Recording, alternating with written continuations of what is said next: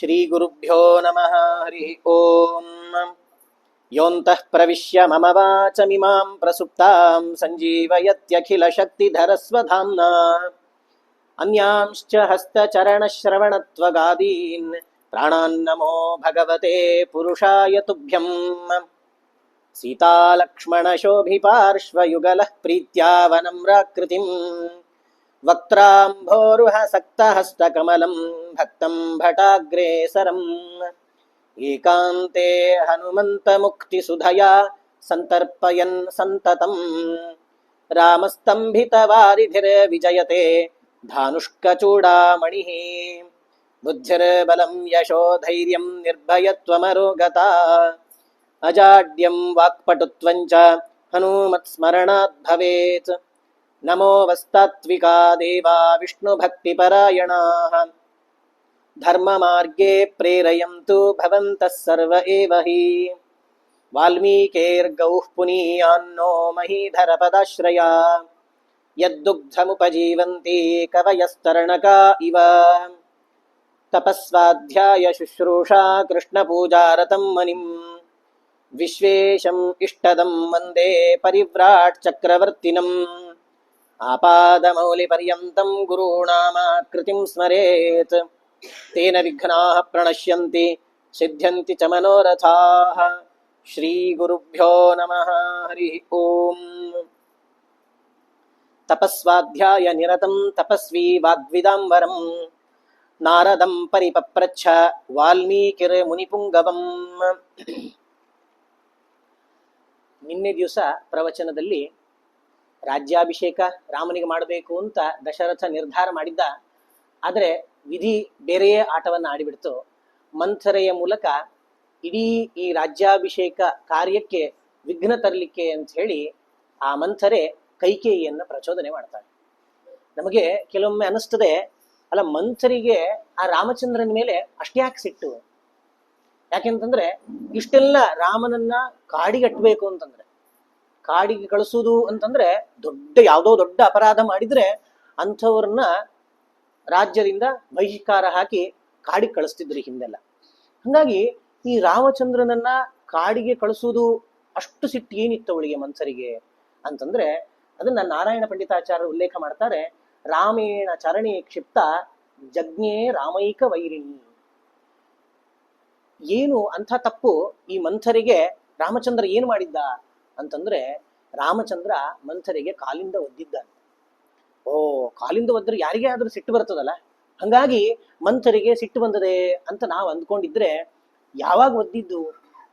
ಇನ್ನು ಸಣ್ಣ ಕೂಸಿದ್ದ ಅಂತ ರಾಮ.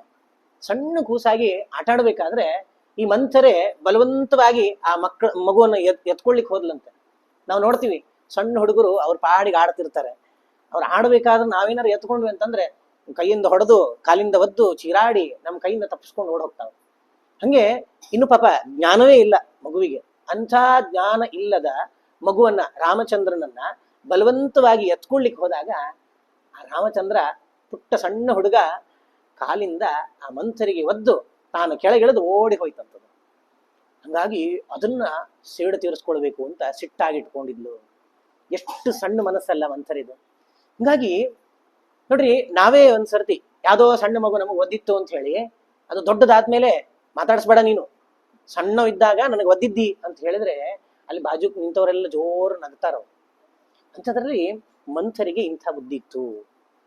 ಅಷ್ಟೇ ಅಲ್ಲ, ಮಧ್ವಾಚಾರ್ಯರು ತಾತ್ಪರ್ಯ ನಿರ್ಣಯದಲ್ಲಿ ಹೇಳ್ತಾರೆ, ಯಾರು ಈ ಮಂಥರೆ ಅಂತಂದ್ರೆ, ಪೂರ್ವಂ ಕ್ಷೀರಾಬ್ಧಿಜಾತ ಕಥಮಪಿ ತಪಸೈವಾಪ್ಸರತ್ವಂ ಪ್ರಯಾತ. ಇವಳು ಅಲಕ್ಷ್ಮಿ ಅಂತೆ. ಅಲಕ್ಷ್ಮಿ, ನಾವು ಕೆಲವೊಮ್ಮೆ ಹೇಳ್ತೇವೆ ಮನೆಯಲ್ಲಿ ಕೆಟ್ಟದನ್ನ ಮಾತಾಡೋದು ಇದನ್ನೆಲ್ಲ ಮಾಡಬಾರ್ದು. ಯಾಕೆ? ದರಿದ್ರ ಲಕ್ಷ್ಮಿ ಪ್ರವೇಶ ಆಗ್ತದೆ. ಈ ದರಿದ್ರ ಲಕ್ಷ್ಮಿ ಯಾರು ಅಂತಂದ್ರೆ ಮಂಥರೆ. ಅಲ್ಲ, ಸುಳ್ಳೆ ಹಂಗೆ ಹೇಳ್ತಿದ್ದೀರೋ ಅಥವಾ ಇವಳು ಹುಟ್ಟಿದ್ಲು ಅಂತ ಏನಾದ್ರೂ ಪುರಾವೆ ಇದೇನೋ ಅಂತ ಹೇಳಿದ್ರೆ, ಇವಳು ಹುಟ್ಟಿದ್ಲಂತ. ಯಾವಾಗ ಹುಟ್ಟಿದ್ಲು ಅಂತಂದ್ರೆ, ಪೂರ್ವಂ ಕ್ಷೀರಾಬ್ಧಿ ಜಾತ, ಹಿಂದೆ ಸಮುದ್ರವನ್ನ ಮಥನ ಮಾಡಬೇಕಾದ್ರೆ ಈ ಅಲಕ್ಷ್ಮಿ ಹುಟ್ಟಿದ್ಲಂತ. ಅಷ್ಟೇ ಅಲ್ಲ, ಇವಳಿಗೆ ಜ್ಯೇಷ್ಠ ಲಕ್ಷ್ಮಿ ಅಂತ ಹೆಸರು ಬೇರೆ ಇದೆ ಅಂತ. ಯಾಕೆ ಜ್ಯೇಷ್ಠ ಲಕ್ಷ್ಮಿ ಅಂತಂದ್ರೆ, ಲಕ್ಷ್ಮಿ ಆಮೇಲೆ ಬಂದಿದ್ದು, ಆ ಲಕ್ಷ್ಮಿಗಿಂತ ಮೊದಲು ಇವಳು ಹುಟ್ಟಿದ್ರಿಂದಾಗಿ ಲಕ್ಷ್ಮಿಗೆ ಹಿರಿಯಳು ಇವಳು, ಆದ್ರಿಂದಾಗಿ ಜ್ಯೇಷ್ಠ ಲಕ್ಷ್ಮಿ ಅಂತ. ನಾವು ಒಂದು ಯಾವ್ದಾದ್ರೂ ಒಳ್ಳೆ ಕೆಲಸ ಅಂತ ಮಾಡ್ಲಿಕ್ಕೆ ಹೋದ್ರೆ ಮೊದಲು ವಿಘ್ನಗಳೇ ಬರುವುದಂತ. ಪಾಪ ದೇವತೆಗಳು ದೈತ್ಯರು ಸೇರಿ ಅಮೃತ ಸಿಗ್ತದೆ ಅಂತ ಸಮುದ್ರವನ್ನ ಕಡಿದ್ರೆ ವಿಷ ಬಂದು ಬಿಡುತ್ತಂತೆ. ಲಕ್ಷ್ಮಿ ಸಿಗ್ತಾಳೆ, ಧನ ಕನಕ ಸಿಗ್ತದೆ ಅಂತಂದ್ರೆ ಮೊದಲು ಅಲಕ್ಷ್ಮಿ ಬಂದು ಬಿಟ್ಲಂತೆ. ಹಂಗಾಗಿ ನಾವು ಅಷ್ಟು ವಿಘ್ನ ಬಂದ್ರು ಅದನ್ನ ವಿಘ್ನವನ್ನ ತಡ್ಕೊಂಡು ಆ ವಿಘ್ನವನ್ನ ಪಾರ್ ಮಾಡಿ ನಾವು ಮಾಡುವ ಕೆಲಸವನ್ನ ಮುಗಿಸಿದ್ವಿ ಅಂತಂದ್ರೆ ಕೊನೆಗೆ ನಮಗೆ ಅಮೃತ ಸಿಗ್ತದೆ. ಅಮೃತ ಅಂತಂದ್ರೆ ಆನಂದ ಸಿಗ್ತದೆ. ಯಾವುದೇ ಕೆಲಸ ಆಯ್ತು, ಮೊದಲನೇ ಸರ್ತಿ ಮಾಡ್ಬೇಕಾದ್ರೆ ಬಹಳ ಕಷ್ಟ ಅನಿಸ್ತದೆ, ಬಹಳ ಹಿಂಸೆ ಆಗ್ಲಿಕ್ಕತ್ತದೆ. ನಾವೇ ಒಂದು ಜಾಬ್ಗೆ ಸೇರಿದ್ರೆ ಮೊದಲು ಸ್ಟಾರ್ಟಿಂಗ್ ಬಹಳ ಕಷ್ಟಪಡ್ತಾರೆ, ಅದಾದ್ಮೇಲೆ ಆಟ ಆಡ್ದಂಗೆ ಮಾಡಿಬಿಡ್ತಾರೆ ಆ ಜಾಬ್. ಹಾಗಾಗಿ ಅದೇ ರೀತಿ ಈ ಅಮೃತ ಮಥನ ಮಾಡಬೇಕಾದ್ರೆ ಹುಟ್ಟಿದವಳು ಅಲಕ್ಷ್ಮಿ. ಅಲಕ್ಷ್ಮಿ ಹುಟ್ಟಿ ತಪಸ್ಸು ಮಾಡಿದ್ಲಂತೆ. ಬ್ರಹ್ಮದೇವರನ್ನ ಕುರಿತು ತಪಸ್ಸು ಮಾಡಿ, ತಪಸ್ಸೈವ ಅಪ್ಸರತ್ವಂ ಪ್ರಯಾತ, ನನ್ನ ಅಲಕ್ಷ್ಮಿ ಅಂತ ಕರಿಬಾರ್ದಲ್ಲ, ನಾನೊಂದು ಮುಖವಾಡ ಧರಿಸ್ಕೊಳ್ಬೇಕು ಅಂತ ಹೇಳಿ ಒಂದು ದುಂದುಭಿ ಅಂತ ಅಪ್ಸರೆ ಆದ್ಲು ಅಂತ. ಮಹಾಭಾರತದಲ್ಲಿಯೂ ರಾಮಾಯಣದ ಕಥೆ ಬರ್ತದೆ ವನಪರ್ವದಲ್ಲಿ. ಅಲ್ಲಿ ಹೇಳ್ತಾರೆ, ಪಿತಾಮಹ ವಚಶ್ರುತ್ವ ಗಂಧರ್ವಿ ದುಂದುಭಿಸ್ತತಃ ಮಂಥರ ಮಾನುಷೇ ಲೋಕೆ ಕುಬ್ಜ ಸಮಭವತ್ ತದಾ. ಈ ಮಂಥರೆ ಯಾರಪ್ಪ ಅಂತಂದ್ರೆ ಅದೇ ಅಲಕ್ಷ್ಮಿ ಮಂಥರೆ ಆದ್ಲು ಅಂತ. ಯಾಕೆ? ಅವಳು ತಪಸ್ಸು ಮಾಡಿ ದುಂದುಭಿ ಅನ್ನೋ ಹೆಸರಿನ ಅಪ್ಸರೆ ಆದ್ಲ. ಬ್ರಹ್ಮದೇವರಿಗೆ ಕೇಳಿದ್ಲಂತವಳು, ನನಗೆ ಯೋಗ್ಯವಾದ ಗತಿ ಆಗ್ಬೇಕು, ಏನು ಮಾಡ್ಬೇಕು ನಾನು ಅಂತ. ಬ್ರಹ್ಮದೇವರು ಹೇಳಿದ್ರಂತೆ, ಮುಂದೆ ನಾರಾಯಣ ರಾಮನಾಗಿ ಅವತಾರ ಮಾಡ್ತಾನೆ, ಅವಾಗ ಅವನಿಗೆ ರಾಜ್ಯಾಭಿಷೇಕ ಆಗ್ಲಿಕ್ಕೆ ಅಂತ ಇರ್ತದೆ, ನೀನು ಅದಕ್ಕೆ ಬೇಕಾದಂಗೆ ವಿಘ್ನ ಉಂಟು ಮಾಡಿ ಅವನನ್ನ ಕಾಡಿಗೆ ಕಳಿಸೋ ಕೆಲಸವನ್ನ ಮಾಡ್ತಿ, ಅವಾಗ ನಿನಗೆ ಯೋಗ್ಯಗತಿ ಆಗ್ತದೆ ಅಂತ ಹೇಳಿದ್ರು. ಅವಳು ಇದನ್ನೇ ತನಗೆ ಮೋಕ್ಷ ಆಗ್ತದೆ ಅಂತ ತಿಳ್ಕೊಂಡು ತಾನು ಮಂಥರೆಯಾಗಿ ಈಗ ಭೂಮಿ ಮೇಲೆ ಬಂದು ಇಂಥ ಕುಕೃತ್ಯಗಳನ್ನೆಲ್ಲ ಮಾಡ್ತಾ ಇದ್ದಾಳೆ. ಪೂರ್ತಿ ಕೈಕೇಯ ಮನಸ್ಸನ್ನ ಪರಿವರ್ತನೆ ಮಾಡಿಬಿಟ್ಟಿದ್ದಾಳೆ. ದಶರಥ ಎಷ್ಟು ಗೋಳಾಡಿದ್ರು ಕೈಕೇಯಿ ಈ 2 ವರಗಳನ್ನ ಕೇಳದೇ ಇರುವಂತೆ ಮಾಡ್ಲಿಕ್ಕೆ ಅವನ ಕೈಲಿ ಸಾಧ್ಯ ಆಗ್ತಾ ಇಲ್ಲ. ಬಹಳಷ್ಟು ಅವಳನ್ನ ಮನಸ್ಸನ್ನ ಬದಲಾಯಿಸ್ಲಿಕ್ಕೆ ನೋಡ್ತಾನೆ, ಬೈತಾನೆ, ಕರುಣೆಯಿಂದ ಕೇಳ್ತಾನೆ, ನನ್ನ ತಲೆಯನ್ನ ನಿನ್ನ ಪಾದಗಳಿಗೆ ಇಡ್ತೇನೆ ನಾನು, ದಯವಿಟ್ಟು ಈ ವರವನ್ನು ಮಾತ್ರ ಕೇಳಬೇಡ ಅಂತಂದ್ರೂ ಕೈಕೇಯಿ ಹಠ ಮಾಡಿ ಅದನ್ನೇ ಹೇಳ್ತಾ ಇದ್ದಾಳೆ ಅವಳು. ಯದಿ ದತ್ವಾ ವರವು ರಾಜನ್ ಪುನಃ ಪ್ರತ್ಯನು ತಪ್ಯಸೆ ಧಾರ್ಮಿಕತ್ವಂ ಕಥಂ ವೀರ ಪೃಥಿವ್ಯಾಂ ಕಥಯಿಷ್ಯಸಿ. ನೀನು ಧಾರ್ಮಿಕ ಅಂತ ಹೇಳ್ಕೊಂಡು ತಿರ್ಗಾಡ್ತೀಯಲ್ಲ, ನೀನು ಹೆಂಡತಿಗೆ ವರ ಕೊಟ್ಟು ನೀನು ಆ ವರವನ್ನ ನೀನು ಪೂರೈಸಲಿಲ್ಲ ಅಂತಂದ್ರೆ ಎಂಥ ಧಾರ್ಮಿಕ ಆದಿ ನೀನು. ಅಷ್ಟೇ ಅಲ್ಲ, ನಿನ್ನೆ ನೋಡಿದ್ವಿ ನಾವು, ಶಿವಿ ಚಕ್ರವರ್ತಿ ತನ್ನ ಇಡೀ ಶರೀರದ ಮಾಂಸವನ್ನ ಕೊಟ್ಟುಬಿಟ್ಟ. ಅಲರ್ಕ ರಾಜ ತನ್ನ 2 ಕಣ್ಣುಗಳನ್ನು ಕೊಟ್ಟುಬಿಟ್ಟ.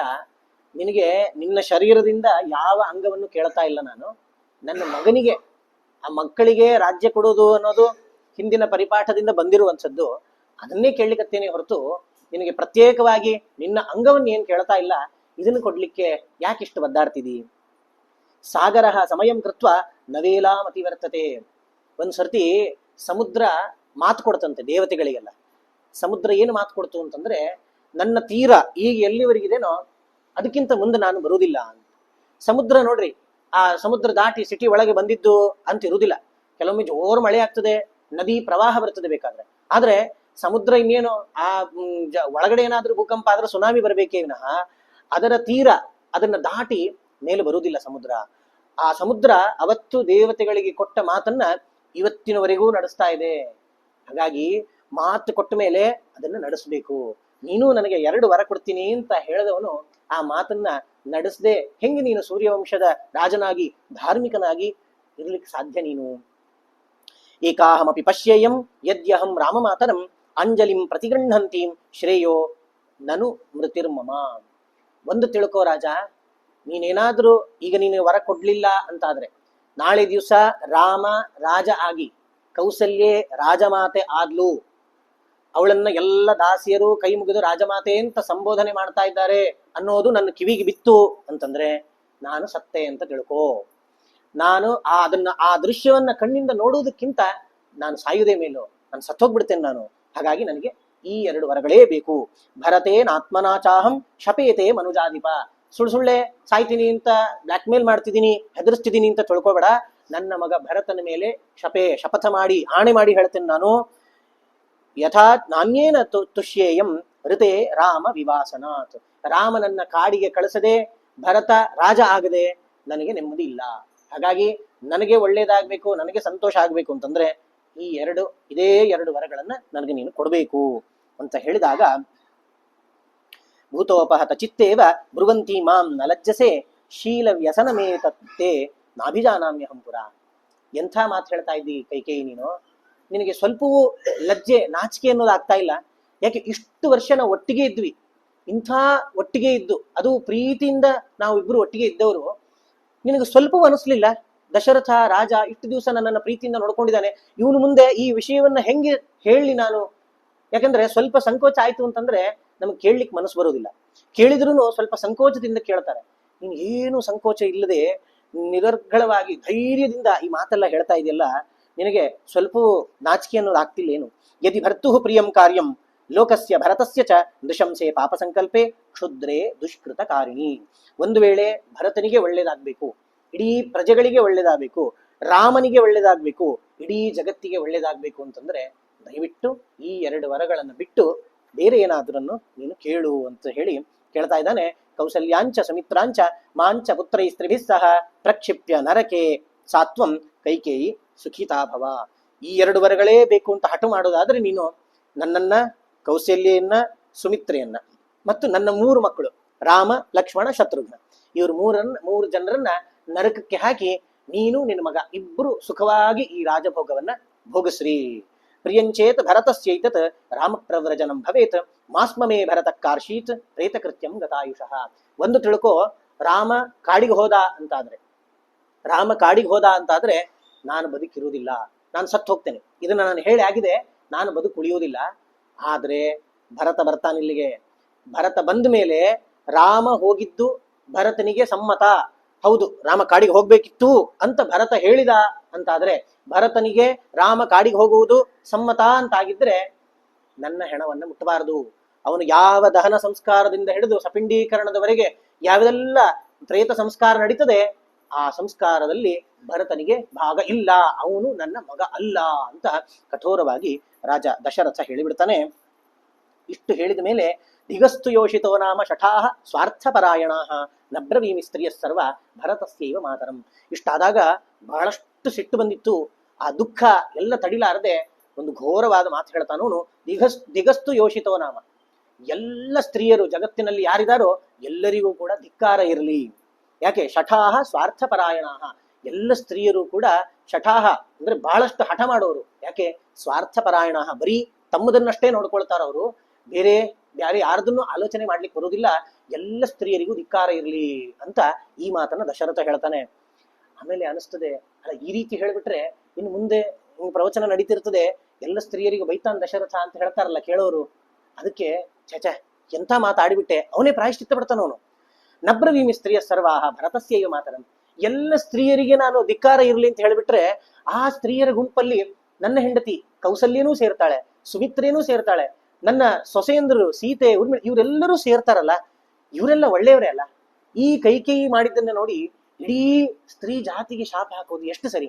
ಅದಕ್ಕೆ ಅವನ ಮಾತನ್ನ ಅವನೇ ಸರಿ ಮಾಡ್ಕೊಳ್ತಾನೆ. ನಬ್ರವೀಮಿ ಸ್ತ್ರೀಯ ಸರ್ವ, ಇಲ್ಲ ಇಲ್ಲ ಇಲ್ಲ ಇಲ್ಲ, ಎಲ್ಲ ಸ್ತ್ರೀಯರಲ್ಲ, ಭರತಸ್ಯೈವ ಮಾತರಂ, ಭರತನ ತಾಯಿ ಮಾತ್ರ, ಅವಳಿಗೆ ಧಿಕ್ಕಾರ ಇರಲಿ ಅಂತ ಹೇಳಿ ತನ್ನ ಮಾತನ್ನ ಸರಿ ಮಾಡಿಕೊಂಡು, ಎಲ್ಲ ಸ್ತ್ರೀಯರು ಕೆಟ್ಟವರಲ್ಲ, ಕೇವಲ ಭರತಸ್ಯೈವ ಮಾತರಂ, ಭರತನ ತಾಯಿಗೆ ಮಾತ್ರ ನಾನು ಈ ಧಿಕ್ಕಾರವನ್ನು ಹೇಳ್ತಾ ಇದ್ದೇನೆ ಅಂತ ತಿಳಿಸಿ, ಮೃತೆ ಮೈ ಗತೆ ರಾಮೇ ವನಂ ಮನುಜ ಪುಂಗವೇ ಹಂತಾನಾರ್ಯೇ ಮಮಾಮಿತ್ರೆ ಸಕಾಮ ಸುಖಿನಿ ಭವ. ನನಗೆ ಗೊತ್ತಾಯ್ತು, ಇನ್ನು ನೀನು ಏನು ಮಾಡಿದ್ರು ನಿನ್ನ ಮನಸ್ಸನ್ನ ಬದಲಾಯಿಸ್ಲಿಕ್ಕೆ ಆಗುದಿಲ್ಲ. ಹಾಗಾಗಿ ಮೃತೆ ಮೈ, ನಾನಂತೂ ಸಾಯ್ತೇನೆ ಖಂಡಿತ. ಯಾಕೆಂದ್ರೆ ರಾಮನಿಲ್ಲದ ಈ ರಾಜ್ಯವನ್ನ ನನ್ನ ಕಣ್ಣಿಂದ ನೋಡ್ಲಿಕ್ಕೆ ಸಾಧ್ಯ ಇಲ್ಲ. ಹಾಗಾಗಿ ನಾನಂತೂ ಸತ್ತೇ ಸಾಯ್ತೇನೆ. ರಾಮ ಕಾಡಿಗೆ ಹೋಗ್ತಾನೆ, ನಾನು ಸ್ವರ್ಗಲೋಕಕ್ಕೆ ಹೋಗ್ತೇನೆ. ಹಂತಾನಾರ್ಯೇ ಮಮಾಮಿತ್ರೆ, ನನ್ನ ಅಮಿತ್ರೆ, ನನ್ನ ಶತ್ರು ಅಂತ ಹೇಳ್ತಾ ಇದ್ದಾನೆ. ಅಮಿತ್ರೆ ಸಕಾಮ ಸುಖಿನಿ ಭವ. ಆಯ್ತು, ನಿನ್ನ ಕಾಮನೆಗಳೆಲ್ಲ ಪೂರ್ತಿ ಆಯ್ತಲ್ಲ, ಸುಖವಾಗಿ ಬದುಕು ಹೋಗು ಅಂತ ಹೇಳಿ ಹೇಳ್ತಾನೆ. ಅಪುತ್ರೇಣ ಮಯಾ ಪುತ್ರ ಶ್ರಮೇಣ ಮಹತಾ ಮಹಾನ್ ರಾಮೋ ಲಬ್ಧೋ ಮಹಾತೇಜ ಸ ಕಥಂ ತ್ಯಜ್ಯತೆ ಮಯ. ಏನಂತ ಹೇಳಿ ಕೇಳ್ತಾ ಇದ್ದೀನಿ ನೀನು? ಯಾಕೆ ಎಷ್ಟೋ ವರ್ಷಗಳ ಕಾಲ ಮಕ್ಕಳಿಲ್ಲದೆ ಒದ್ದಾಡಿದೆ ನಾನು, ಕಷ್ಟಪಟ್ಟು ಮಕ್ಕಳು ಹುಟ್ಟಿದ್ರು, ಅದರಲ್ಲಿಯೂ ನಮ್ಮ ಸೂರ್ಯವಂಶದಲ್ಲಿ ಹಿರಿಮಗನಿಗೆ ರಾಜ್ಯ ಕೊಡಬೇಕಾಗಿದ್ರು, ಅಂಥದ್ರಲ್ಲಿ ಆ ರಾಮನಿಗೆ ರಾಜ್ಯ ಕೊಡಬೇಡ ಅಂತ ಹೇಳ್ತಾ ಇದೆಯಲ್ಲ, ಇದನ್ನ ನೀನು ಯಾವ ಬಾಯಿಂದ ನನಗೆ ಹೇಳ್ತಾ ಇದ್ದೀನಿ ನೀನು? ಅಷ್ಟೇ ಅಲ್ಲ, ನ ಪ್ರಭಾತಂ ತ್ವಯೇಚ್ಛಾಮಿ ನಿಶೇ ನಕ್ಷತ್ರ ಭೂಷಿತೆ. ಇಷ್ಟಾಗ್ತದೆ ದಶರಥನಿಗೆ ಬಹಳಷ್ಟು ದುಃಖ. ತಡ್ಕೊಳ್ಳಿಕ್ ಆಗ್ತಾ ಇಲ್ಲ. ಸಿಟ್ಟು ದುಃಖ ಎಲ್ಲವೂ ಕೂಡ ಒಟ್ಟಿಗೆ ಬರ್ತಾ ಇದೆ. ಇಡೀ ರಾತ್ರಿ ನಿದ್ದೆ ಮಾಡ್ತಾ ಇಲ್ಲ ದಶರಥ. ಇನ್ನೇನು ನಕ್ಷತ್ರಗಳೆಲ್ಲ ಹೋಗಬೇಕು, ಬೆಳಕಾಗ್ಬೇಕು. ಅಲ್ಲಿ ದೇವತೆಗಳನ್ನೆಲ್ಲ ಪ್ರಾರ್ಥನೆ ಮಾಡ್ಕೊಳ್ತಾನಂತೆ ದಶರಥ. ನ ಪ್ರಭಾತಂ ತ್ವಯೇಚ್ಛಾಮಿ, ದೇವತೆಗಳೇ ಬೇಡ, ಬೆಳಕಾಗೋದು ಬೇಡ. ಬೆಳಕಾಯ್ತು ಅಂತಂದ್ರೆ ಇಂಥ ಘೋರ ದೃಶ್ಯ. ಈಗ ಇದು ಸಣ್ಣ ಈ ಕೊಟ್ಟ ಪ್ರಕೋಷ್ಠ ನನ್ನ ಕೈಕೇಯಿಯ ಭವನದಲ್ಲಷ್ಟೇ ಇದೆ. ನಾಳೆ ದಿವಸ ಈ ದೊಡ್ಡ ಅಟೋಮ್ ಬಾಂಬು ಎಕ್ಸ್ಪ್ಲೋಡ್ ಆಗ್ತದೆ. ಎಕ್ಸ್ಪ್ಲೋಡ್ ಆದ್ರೆ ಇಡೀ ಅಯೋಧ್ಯೆ ಜನರಿಗೆ ಈ ದುಃಖ ತಡ್ಕೊಳ್ಲಿಕ್ಕೆ ಆಗೋದಿಲ್ಲ. ದಯವಿಟ್ಟು ಬೆಳಕಾಗೋದೇ ಬೇಡ ಅಂತ ಹೇಳಿ ಎಲ್ಲ ದೇವತೆಗಳನ್ನ ಅವನು ಪ್ರಾರ್ಥನೆ ಮಾಡ್ತಾನೆ. ಸಾಧು ವೃತ್ತಸ್ಯ ದೀನಸ್ಯ ತ್ವದ್ಗತಸ್ಯ ಗತಾಯುಷಃ ಪ್ರಸಾದ ಕ್ರಿಯತಾಂ ಭದ್ರೆ ದೇವಿರಾಜ್ಞೋ ವಿಶೇಷತಃ. ಪಾಪ ಏನು ಮಾಡ್ಬೇಕು ಅಂತ ಗೊತ್ತಾಗ್ತಿಲ್ಲ. ಅವನು ಕೊನೆಯದಾಗಿ ಒಂದು ಮಾತು ಹೇಳ್ತಾನೆ, ಕೈಕೇಯಿ ಒಂದು ತಿಳ್ಕೊ, ನಾನು ಯಾರಿಗೂ ಜೀವನದಲ್ಲಿ ನಾನು ಅಪಕಾರ ಮಾಡಿದ್ದು ಅಂತಿಲ್ಲ. ದೀನಸ್ಯ, ಎಲ್ಲರಲ್ಲಿಯೂ ಕೂಡ ಕರುಣೆಯನ್ನೇ ತೋರಿದ್ದೇನೆ ನಾನು. ಈಗ ಗತಾಯುಷಃ, ನನಗೇನು ಆಯುಷ್ಯ ಬಹಳ ಉಳಿದಿಲ್ಲ, ಬಹಳಷ್ಟು ವರ್ಷ ಆಗಿದೆ ನನಗೆ. ತ್ವದ್ಗತಸ್ಯ, ನಿನ್ನನ್ನು ಆಶ್ರಯಿಸಿದ್ದೇನೆ. ದಯವಿಟ್ಟು ಪ್ರಸಾದ ಕ್ರಿಯತಾಂ ಭದ್ರೆ ದೇವಿ ರಾಜ್ಞೋ ವಿಶೇಷತಃ. ಅಷ್ಟೇ ಅಲ್ಲ, ಇಷ್ಟೆಲ್ಲ ನಾನು ಒಳ್ಳೆಯವನು, ಕೆಟ್ಟವನಲ್ಲ, ಒಳ್ಳೆಯವನಷ್ಟೇ ಅಲ್ಲ, ಇಡೀ ಅಯೋಧ್ಯೆಯನ್ನ ಇಷ್ಟು ವರ್ಷಗಳವರೆಗೆ ಮಕ್ಕಳಂತೆ ನೋಡ್ಕೊಂಡವನು ನಾನು. ನಾನು ರಾಜ ಅಂತಾದ್ರೂ ದಯವಿಟ್ಟು ನನ್ನ ಮೇಲೆ ಕರುಣೆ ತೋರ್ಸಮ್ಮ, ಈ 2 ವರಗಳನ್ನ ಬಿಟ್ಟು ಬಿಡ್ಬೋದಲ್ಲ ಅಂತ ಹೇಳಬೇಕಾದ್ರೆ ಆಗ್ಲೇ ಬೆಳಕಾಗಿತ್ತಂತೆ. ಯಾರು ತಾನೇ ಬೆಳಕನ್ನ ಗಟ್ಟಿ ತಡೆದು ಹಿಡಿಲಿಕ್ಕೆ ಸಾಧ್ಯ? ಕಾಲ ತಾನು ಮುಂದೆ ಹೋಗ್ತಾನೆ ಇರ್ತದೆ. ಬೆಳಕಾಗಿದೆ. ಅವನು ಇಷ್ಟೆಲ್ಲ ಹೇಳಿ ತಾನು ಕೊನೆಗೆ ಮೂರ್ಛೆಗೊಂಡು ಬಿದ್ದು ಬಿಡ್ತಾನಂತೆ. ಬಿದ್ದು ಆ ನಿದ್ದೆ ಹೆಂಗೆ ಅಂತಂದ್ರೆ ದೊಡ್ಡ ನರಕದಂತೆ ಇರ್ತದಂತೆ. ಬಹಳಷ್ಟು ಬೇಸರ ಆಗಿರ್ತದೆ. ಇಡೀ ದಿನ ಅತ್ತು ಗೋಳಾಡಿ ಆ ನಿದ್ರೆ ಇದೆಯಲ್ಲ, ಅದು ನಿದ್ರೆ ಮಾಡ್ದಾಗಿರಲ್ಲ. ಆಮೇಲೆ ಏಳ್ಲಿಕ್ಕೆ ಆಗಲ್ಲ. ಆ ರೀತಿಯಾದಂತಹ ಘೋರ ನಿದ್ರೆಗೆ ದಶರಥ ಹೋಗಿಬಿಟ್ಟ. ಇತ್ತ ಹೊರಗಡೆಯಿಂದ ಪುತ್ರ ಶೋಕಾರ್ದಿತಂ ಪಾಪ ವಿಸಂಜ್ಞಂ ಪತಿತಂ ಭುವಿ ವಿಚೇಷ್ಟಮಾನಂ ಉತ್ಪ್ರೇಕ್ಷ್ಯ ಐಕ್ಷ್ವಾಕಂ ಇದಮಬ್ರವೀತ್. ಕೈಕೇಯಿ ಆ ಪುತ್ರ ಶೋಕದಿಂದ ವಿಸಂಜ್ಞನಾಗಿ ಮೂರ್ಛಿತನಾಗಿ ಬಿದ್ದಂತಹ ದಶರಥನನ್ನ ನೋಡಿ ಕೈಕೇಯಿ ಹೇಳ್ತಾಳಂತೆ, ಪಾಪಂ ಕೃತ್ಯವೇವ ಕಿಮಿದಂ ಮಮ ಸಂಶ್ರುತ್ಯ ಸಂಶವಂ ಶೇಷೇ ಕ್ಷಿತಿತಲೆಯ ಸನ್ನಃ ಸ್ಥಿತ್ಯಾಂ ಸ್ಥಾತುಂ ತ್ವಮರ್ಹಸಿ. ಅಲ್ಲ, ನೀನು ಇಷ್ಟು ಹೇಳೋದ್ ನೋಡಿದ್ರೆ ನಾನೇ ಏನೋ ಪಾಪ ಮಾಡಿದ್ದೇನೇನೋ, ನಾನೇ ಬಲವಂತವಾಗಿ ನಿನ್ನ ಹತ್ರ 2 ವರ ಕೇಳಿಸಿದ್ನೇನೋ ಅನ್ನೋ ರೀತಿಯಲ್ಲಿ ಹೇಳ್ತೀಯಲ್ಲ ನೀನು. ನೀನು ಈ ಭೂಮಿ ಮೇಲೆ ಬಿದ್ದಿದ್ ಯಾರಾದ್ರೂ ನೋಡಿದ್ರೆ ನಾನೇ ಏನೋ ಮಾಡಿಬಿಟ್ಟೇನೋ ಅಂತ ಅನ್ಕೊಳ್ಳೋ ರೀತಿಯಲ್ಲಿ ಇದೀ ನೀನು. ಹೀಗೆಲ್ಲ ಮಾಡಬೇಡ. ಆಹುಹು ಸತ್ಯಂ ಹಿ ಪರಮಂ ಧರ್ಮಂ ಧರ್ಮವಿದೋ ಜನಾಃ ಸತ್ಯಮಾಶ್ರಿತ್ಯ ಚಮಯ ತ್ವಂ ಧರ್ಮಂ ಪ್ರತಿಚೋದಿತಃ. ನಾನು ಈ ಸತ್ಯಕ್ಕಿಂತ ದೊಡ್ಡ ಧರ್ಮ ಇನ್ನೊಂದಿಲ್ಲ. ಸತ್ಯವನ್ನೇ ಎಲ್ಲರೂ ಆಶ್ರಯಿಸಬೇಕು ಅಂತ ಹೇಳ್ತಾರೆ. ನಾನು ಇವತ್ತಿನ ದಿನ ಸತ್ಯವನ್ನೇ ಆಶ್ರಯಿಸಿ ನಿನ್ನ ಹತ್ರ 2 ವರಗಳನ್ನು ಕೇಳಿದ್ದೇನೆ. ನಾನು ನೀನೇ ಹೇಳಿದ ಮಾತನ್ನ ಈಗ ನಾನು ಕೇಳಿದ್ದೇನೆ. ಆ ಸತ್ಯವಾದ ಮಾತನ್ನ, ಅದನ್ನ ಧರ್ಮ ಅಂತ ನೀನು ಅಂಗೀಕಾರ ಮಾಡೋದಾದ್ರೆ ಆ 2 ವರಗಳನ್ನ ನನಗೆ ಕೊಟ್ಟು ಅನುಗ್ರಹ ಮಾಡ್ಬೇಕು ನೀನು. ಸಮಯಂಚ ಮಮಾರ್ಯೇಮಂ ಯದಿತ್ವಂ ನ ಕರಿಷ್ಯಸಿ ಅಗ್ರತಸ್ಥೆ ಪರಿತ್ಯಕ್ಷ್ಯಾಮಿ ಜೀವಿತಂ. ನಾನು ಹಿಂದೆ ಹೇಳಿದಂತೆಯೇ ನೀನು ಈ 2 ವರಗಳನ್ನ ನನಗೆ ಕೊಡ್ಲಿಲ್ಲ ಅಂತಂದ್ರೆ ನಾನು ನನ್ನ ಜೀವಿತವನ್ನ ಬಿಟ್ಟು ಬಿಡ್ತೇನೆ. ವಿಕಲಾಭ್ಯಾಂ ಚ ನೇತ್ರಾಭ್ಯಾಂ ಅಪಶ್ಯನ್ನಿವ ಭೂಮಿಪಃ ಕೃಚ್ಛ್ರಾತು ಧೈರ್ಯೇಣ ಸಂಸ್ತಭ್ಯ ಕೈಕೇಯಿ ಇದಮಬ್ರವೀತ್. ಇಷ್ಟೆಲ್ಲ ಕೈಕೇಯಿ ಮಾತಾಡ್ತಾ ಇದ್ದಾಳೆ. ದಶರಥನಿಗೆ ಇದೆಲ್ಲ ಅರ್ಧ ಕೇಳಿಸ್ತದೆ, ಅರ್ಧ ಕೇಳಿಸುವುದಿಲ್ಲ. ಒಂಥರ ವಿಚಿತ್ರ. ದುಃಖದಲ್ಲಿ ಮೂರ್ಛೆ, ಅದು ಅರ್ಧ ಎಚ್ಚರವನ್ನು ಕೊಡ್ತದೆ, ಅರ್ಧ ಮೂರ್ಛೆಯಲ್ಲಿದ್ದಾನ ಅವನು. ಆದ್ರೂ ಕಷ್ಟಪಡ್ತಾನಂತೆ. ಕಣ್ಣು ಬಿಡ್ತಾನೆ. ಆ ಅಷ್ಟೊತ್ತು ಹತ್ತು ಕಣ್ಣಲ್ಲಿ ನೀರು ತುಂಬಿ ಕಣ್ಣು ಸರಿಯಾಗಿ ಕಾಣ್ತಾ ಇಲ್ಲಂತೆ. ಕಷ್ಟಪಟ್ಟು ಎದ್ದು ತಾನು ಕೈಕೇಯಿಗೆ ಹೇಳ್ತಾನಂತೆ, ರಾಮಃ ಕಾರಯಿತವ್ಯೋ ಮೇ ಮೃತಸ್ಯ ಸಲಿಲಕ್ರಿಯಾ ಸಪುತ್ರಯಾ ತ್ವಯಾ ನೈವ ಕರ್ತವ್ಯ ಸಲಿಲಕ್ರಿಯಾ. ನನಗಂತೂ ನಾಳೆ ಬೆಳಿಗ್ಗೆ ಆಗೋದ್ರೊಳಗೆ ನಾನು ಸಾಯ್ತೀನಿ ಅಂತ ಅನಿಸ್ತಾ ಇದೆ. ನಾನು ಸತ್ತರೆ ಮಾತ್ರ ರಾಮನೇ ನನ್ನ ಸಲಿಲ ಕ್ರಿಯೆ, ನನ್ನ ಮುಂದಿನ ಔರ್ಧ್ವದೇಹಿಕ ಕ್ರಿಯೆಗಳನ್ನು ಮಾಡಬೇಕು. ನೀವೆಲ್ಲ ಯಾರು ಮುಟ್ಟಬಾರದು ನನ್ನ ಕೈಕೇಯಿಯಲ್ಲ ಅಂತ ಹೇಳಿದಾಗ ಆಗ್ಲೇ ಬೆಳಿಗ್ಗೆ ಆಗ್ತದೆ. ಅಷ್ಟೊತ್ತಿಗೆ ಹೊರಗಡೆಯಿಂದ ವಸಿಷ್ಠ ಮಹರ್ಷಿಗಳು ಕಾಯ್ತಾ ಇದ್ದಾರಂತೆ. ಕೈಕೇಯಿಯ ದ್ವಾರದ ಹತ್ರ ಬಂದು ವಸಿಷ್ಠ ಮಹರ್ಷಿಗಳು ಕಾಯ್ತಾ ಇದ್ದಾರೆ. ಸ್ವಲ್ಪ ಗಡಿಬಿಡಿ, ಯಾಕೆ ರಾಜ ಇನ್ನೂ ಬಂದಿಲ್ಲ, ಈಗ ರಾಜ್ಯಾಭಿಷೇಕಕ್ಕೆಲ್ಲ ತಯಾರು ಮಾಡ್ಬೇಕಲ್ಲ. ಸುಮಂತ್ರನನ್ನ ಕರೀತಾರೆ. ತಮುಮಾಚ ಮಹಾತೇಜ ಸೂತಪುತ್ರಂ ವಿಶಾರದಂ ವಸಿಷ್ಠ ಕ್ಷಿಪ್ರಮಾಚಕ್ಷ್ವ ನೃಪತೇಹೆ ಮಾಂ ಇಹಾಗತಂ. ಸುಮಂತ್ರ ಎಲ್ಲಿದ್ಯಪ್ಪ, ಬೇಗ ಬಾ. ಬೇಗ ಬಂದು ಒಳಗಡೆ ಹೋಗಿ ರಾಜನ ಹತ್ರ ನೀನು ಹೇಳ್ಬೇಕು, ವಸಿಷ್ಠ ಮಹರ್ಷಿಗಳು ಕಾಯ್ತಾ ಇದ್ದಾರೆ, ನಿನ್ನನ್ನು ನೋಡ್ಬೇಕು ಅಂತ ಅವರು ಹೊರಗಡೆ ನಿಂತಿದ್ದಾರೆ, ಬೇಗ ಬರ್ಲಿಕ್ಕೆ ಹೇಳು ಅಂತ. ಈ ಸುಮಂತ್ರ ಎಷ್ಟು ಆತ್ಮೀಯ ರಾಜನಿಗೆ ಅಂತಂದ್ರೆ, ಅವನು ಬೇರೆಯವರಾದ್ರೂ ಯಾರಾದ್ರೂ ಬಂದ್ರೆ ದ್ವಾರಪಾಲಕರು ಹೊರಗೆ ನಿಂತಿರ್ತಾರೆ. ದ್ವಾರಪಾಲಕರ ಕೇಳಬೇಕು, ಅಲ್ಲೇ ನಿಲ್ಬೇಕಷ್ಟೇ. ನೋಡ್ರಿ, ಪುರೋಹಿತರು ಬಂದ್ರು, ವಸಿಷ್ಠರಿಗೂ ಹೋಗ್ಲಿಕ್ಕೆ ಪರ್ಮಿಷನ್ ಇಲ್ಲ ಒಳಗಡೆ. ಯಾಕೆಂದ್ರೆ ರಾಜನ ಅದು ಪರ್ಸನಲ್ ಕೋಣೆ, ಅದಕ್ಕೆ ಯಾರು ಹೋಗ್ಲಿಕ್ಕಿಲ್ಲ. ಸುಮಂತ್ರನಿಗೆ ಇದೊಂದು ಅವನಿಗೆ ಫೆಸಿಲಿಟಿ ಎಕ್ಸ್ಟ್ರಾ ಇತ್ತಂತ. ಏನು ಅಂತಂದ್ರೆ, ಸುಮಂತ್ರ ಅಷ್ಟು ಆತ್ಮೀಯ ರಾಜನಿಗೆ. ಹಾಗಾಗಿ ಅವನು ಡೈರೆಕ್ಟ್ ಆಗಿ ರಾಜನ ಹತ್ರ ಪರ್ಮಿಷನ್ ಇಲ್ಲದೇನೆ ಹೋಗ್ಬಹುದು ಅನ್ನೋ ಒಂದು ಅನುಜ್ಞೆ ಇತ್ತು. ಸುಮಂತ್ರ ಡೈರೆಕ್ಟ್ ಆಗಿ ಒಳಗೆ ಹೋಗ್ತಾನೆ. ಹೋದ್ರೆ ರಾಜ ಭೂಮಿ ಮೇಲೆ ಬಿದ್ದಿದ್ದಾನೆ, ಕೈಕೇಯಿ ಮಂಚದ ಮೇಲೆ ಕೂತ್ಕೊಂಡಿದ್ದಾಳಂತೆ. ಇದನ್ನು ನೋಡಿ ಯಾಕೋ ಅವನಿಗೆ ಸ್ವಲ್ಪ ಗಲಿಬಿಲಿ ಆಯ್ತು ಮನಸ್ಸು. ಈ ರೀತಿ ಯಾಕಿದೆ ಇದು ಅಂತ ಹೇಳಿ ಆ ಸುಮಂತ್ರ ಅಂದುಕೊಳ್ತಾನೆ. ಸುಮಂತ್ರ ಹೇಳ್ತಾನಂತೆ, ತ್ವರಯಸ್ವ ಮಹಾರಾಜಂ ಯಥಾ ಸಮುದಿತೇ ಹನಿ ಪುಷ್ಯೇ ನಕ್ಷತ್ರ ಯೋಗೇ ಚ ರಾಮೋ ರಾಜ್ಯಂ ಅವಾಪ್ನುಯಾತ್. ರಾಮ ಇನ್ನು ಏನು ರಾಜ್ಯಾಭಿಷೇಕ ಆಗ್ಲಿಕ್ಕಿದೆ, ಹಾಗಾಗಿ ನಾನು ಬೇಗ ಈ ದಶರಥ ರಾಜನನ್ನ ಎಬ್ಬಿಸ್ಬೇಕು. ಹಾಗಾಗಿ ಆ ದಶರಥ ರಾಜ, ಯಾಕೆಂದ್ರೆ ಬಹಳತ್ತಾಗಿದೆ ಮಲ್ಲಿಗೆ ಆಗ್ಲೇ, ಈಗ ಅವನು ಹೇಳಲಿಲ್ಲ ಅಂತಂದ್ರೆ ಮುಂದಿನ ಕಾರ್ಯಕ್ರಮಗಳೆಲ್ಲ ಮುಂದೆ ಹೋಗ್ತದೆ. ಪುಷ್ಯ ಯೋಗ ಹೋಗಿಬಿಡ್ತು ಅಂತಂದ್ರೆ ಅವಾಗ ಅವನು ಪುಷ್ಯ ಯೋಗ ಮುಂದೆ ಹೋಗ್ಬಿಟ್ರೆ ಆಮೇಲೆ ರಾಜ್ಯಾಭಿಷೇಕ ನಿಂತು ಬಿಡ್ತದೆ. ಹಾಗಾಗಿ ಬೇಗ ಎಬ್ಬಿಸ್ಬೇಕು ಅಂತ ಹೇಳಿ ಸ್ವಯಂ ವಸಿಷ್ಠೋ ಭಗವಾನ್ ಬ್ರಾಹ್ಮಣೈ ಸಹ ತಿಷ್ಠತಿ ಕ್ಷಿಪ್ರಂ ಆಜ್ಞಪ್ಯತಾಂ ರಾಜನ್ ರಾಘವಸ್ಯಾಭಿಷೇಚನಂ. ದಶರಥ ಇನ್ನು ಮಲಗಿದೆಯಲ್ಲಪ್ಪ, ಎದ್ದೇಳು, ಎಲ್ಲ ಇಡೀ ಜನತೆ ನಿನ್ನನ್ನು ನೋಡ್ಬೇಕು ಅಂತ ಕಾಯ್ತಾ ಇದೆ.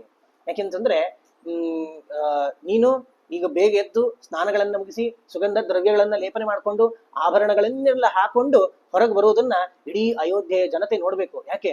ಇವತ್ತು ನೀನು ರಾಮನಿಗೆ ರಾಜ್ಯಾಭಿಷೇಕ ಮಾಡಬೇಕು, ನಿನ್ನ ಮುಖ ದರ್ಶನ ಮಾಡಬೇಕು ಅಂತ ಇಡೀ ರಾಜ್ಯದ ಜನರು ಕಾಯ್ತಾ ಇದ್ದಾರೆ, ದಯವಿಟ್ಟು ಬೇಗ ಮಾಡು ಅಂತ ಹೇಳಿದಾಗ ಕೈಕೇಯಿ ಹೇಳ್ತಾಳಂತೆ, ಸುಮಂತ್ರ ರಾಜಾ ರಜನೀಂ ರಾಮಹರ್ಷ ಸಮುತ್ಸುಕ ಪ್ರಜಾಗರ ಪರಿಶ್ರಾಂತೋ ನಿದ್ರಾವಶ ಉಪಾಗತಃ. ನಿನ್ನೆ ಬಹಳಷ್ಟು ಕೆಲಸ ಇತ್ತು ರಾಮನ ರಾಜ್ಯಾಭಿಷೇಕ ಅಂತ ಹೇಳಿ, ಬರುವುದು ಸ್ವಲ್ಪ ಲೇಟ್ ಆಯ್ತು, ಹಂಗಾಗಿ ಬಹಳಷ್ಟು ಸುಸ್ತಾಗಿದೆ, ನಿದ್ರಾ ವಶಮುಪಾಗತಃ, ನಿದ್ರೆಯ ವಶಕ್ಕೆ ಹೋಗ್ಬಿಟ್ಟಿದ್ದಾನ, ಅವನು ನಿದ್ರೆ ಮಾಡಿಬಿಟ್ಟಿದ್ದಾನೆ ಅಂತ ಹೇಳ್ತಾಳಂತೆ. ಒಂದ್ ಕೆಲಸ ಮಾಡು ನೀನು, ತದ್ಗಚ್ಚ ತ್ವರಿತಂ ಸೂತ ರಾಜಪುತ್ರಂ ಯಶಸ್ವಿನಂ ರಾಮಮಾನಯ ಭದ್ರಂತೆ ನಾತ್ರ ಕಾರ್ಯ ವಿಚಾರಣ. ಬಹಳ ವಿಚಾರ ಮಾಡ್ಲಿಕ್ಕೆ ಹೋಗ್ಬೇಡ, ಆದಷ್ಟು ಶೀಘ್ರ ಹೋಗಿ ರಾಮಚಂದ್ರನನ್ನ ಕರ್ಕೊಂಡು ಬಾ. ಒಂದ್ಸತಿ ಸುಮಂತ್ರ ಹಿಂಗೆ ಕೈಕೇಯಿನ ನೋಡ್ತಾನಂತೆ. ಯಾಕೆ? ಅಶ್ರುತ್ವ ರಾಜವಚನಂ ಕಥಂ ಗಚ್ಚಾಮಿ ಭಾಮಿನಿ. ಅಲ್ಲ, ನೀನು ನಿನ್ನತ್ರ ಆರ್ಡರ್ ತಗೊಂಡು ನಾನು ಹೋಗಿದ್ದು ಅಂತ ಯಾವತ್ತೂ ಇಲ್ಲ, ಏನಿದ್ರು ರಾಜನೇ ಹೇಳಬೇಕು ನನಗೆ. ಇವತ್ತು ಯಾಕೋ ರಾಜ ಏನು ಮಾತಾಡ್ತಿಲ್ಲಲ್ಲ. ಒಂದ್ಸತಿ ನಾನು ಹೋಗ್ತೇನೆ, ನನಗೇನು ತೊಂದರೆ ಇಲ್ಲ ನೀನು ಹೇಳಿದ್ರು, ಆದ್ರೆ ರಾಜ ಒಂದ್ಸರ್ತಿ ಹೇಳಿದ್ರೆ ಚೆನ್ನಾಗಿರ್ತಿತ್ತೋ ಏನೋ ಅಂತ. ರಾಜನಿಗೆ ಕಣ್ಣು ಬಿಡ್ಲಿಕ್ಕೆ ಆಗ್ತಾ ಇಲ್ಲಂತೆ, ಬಹಳ ದುಃಖ ತಪ್ತನಾಗಿದ್ದಾನೆ. ಮೆಲ್ಲ ನಿಧಾನ ಸ್ವರದಲ್ಲಿ ಹೇಳ್ತಾನಂತವನು, ತಚ್ಛೃತ್ವ ಮಂತ್ರಿಣೋ ವಾಕ್ಯಂ ರಾಜ ಮಂತ್ರಿಣ ಅಬ್ರವೀತ್. ಸುಮಂತ್ರ, ರಾಮನನ್ನ ನೋಡ್ಬೇಕು ಅಂತ ನನ್ನ ಕಣ್ಣು ಕಾಯ್ತಾ ಇದೆ, ದಯವಿಟ್ಟು ಹೋಗಿ ರಾಮನನ್ನ ಕರ್ಕೊಂಬಾ ಅಂತ ನಿಧಾನ ಸ್ವರದಲ್ಲಿ ಹೇಳ್ತಾನಂತೆ. ಅವಾಗ ಸುಮಂತ್ರನಿಗೆ ಬಹುಶಃ ಏನು ಅರ್ಥ ಆಗ್ಲಿಕ್ಕಿಲ್ಲ, ಏನೋ ಪಾಪ ಇನ್ನೂ ರಾಜ್ಯಾಭಿಷೇಕ ಆಗುವಷ್ಟು ಪುರುಸೊತ್ತಿಲ್ಲ, ನಿದ್ರೆಯಿಂದ ಎದ್ದು ಕೂಡಲೇ ರಾಮನನ್ನ ನೋಡ್ಬೇಕು ಅಂತ ಬಯಸ್ತಾ ಇದ್ದಾನೆ ಇವನು ಅಂತ ಹೇಳಿ ಆ ಸುಮಂತ್ರ ಹೊರಡ್ತಾನಂತ. ಹೊರಟು ಆ ರಾಮನನ್ನ ಕರೀಲಿಕ್ಕೆ ಅಂತ ಹೋಗ್ತಾನವನು. ಕರೀಲಿಕ್ಕೆ ಅಂತ ರಾಮನ ಭವನದವರೆಗೆ ಒಂದು ರಥವನ್ನ ತಯಾರು ಮಾಡ್ಕೊಂಡು ಹೋಗ್ತಾನೆ. ಹೋಗಿ ಅಲ್ಲಿ ಹೇಳ್ತಾನೆ, ಕೌಸಲ್ಯ ಸುಪ್ರಜಾ ರಾಮ ಪಿತಾತ್ವಾಂ ದ್ರಷ್ಟುಮಿಚ್ಛತಿ ಮಹಿಷ್ಯಾಪಿ ಕೈಕೇಯ್ಯ ಗಮ್ಯತಾಂ ತತ್ರ ಮಾಚಿರಂ. ರಾಮ ಆಗಲೇ ಅಲ್ಲೆಲ್ಲ ಬೇಕಾದಂತಹ ಪೂಜೆಗಳನ್ನೆಲ್ಲ ನಡೆಸಿ ತಯಾರಾಗಿ ಕೂತಿದ್ದಾನವನು. ಅಷ್ಟೊತ್ತಿಗೆ ಸುಮಂತ್ರ ಬರ್ತಾನೆ, ಕೌಸಲ್ಯ ಸುಪ್ರಜಾ ರಾಮನೇ, ನಿನ್ನನ್ನ ಕೈಕೇಯಿಯ ಸಹಿತನಾದಂತಹ ದಶರಥ ನಿನ್ನನ್ನು ನೋಡ್ಬೇಕು ಅಂತ ಅಂದುಕೊಂಡಿದ್ದಾನೆ. ಅಲ್ಲಿ ಕೈಕೇಯಿ ತಾಯಿನೂ ಇದ್ದಾಳೆ, ಹಾಗಾಗಿ ಬೇಗ ಬರ್ಬೇಕಂತೆ, ದಶರಥ ಕರೆದಿದ್ದಾನೆ. ಇನ್ನೇನಿದೆ, ಹಾಗಾದ್ರೆ ಸರಿ ಹೊರಡೋಣ ಅಂತ ಹೇಳಿ ರಾಮಚಂದ್ರ ಅಲ್ಲಿಂದ ಹೊರಡ್ತಾನೆ.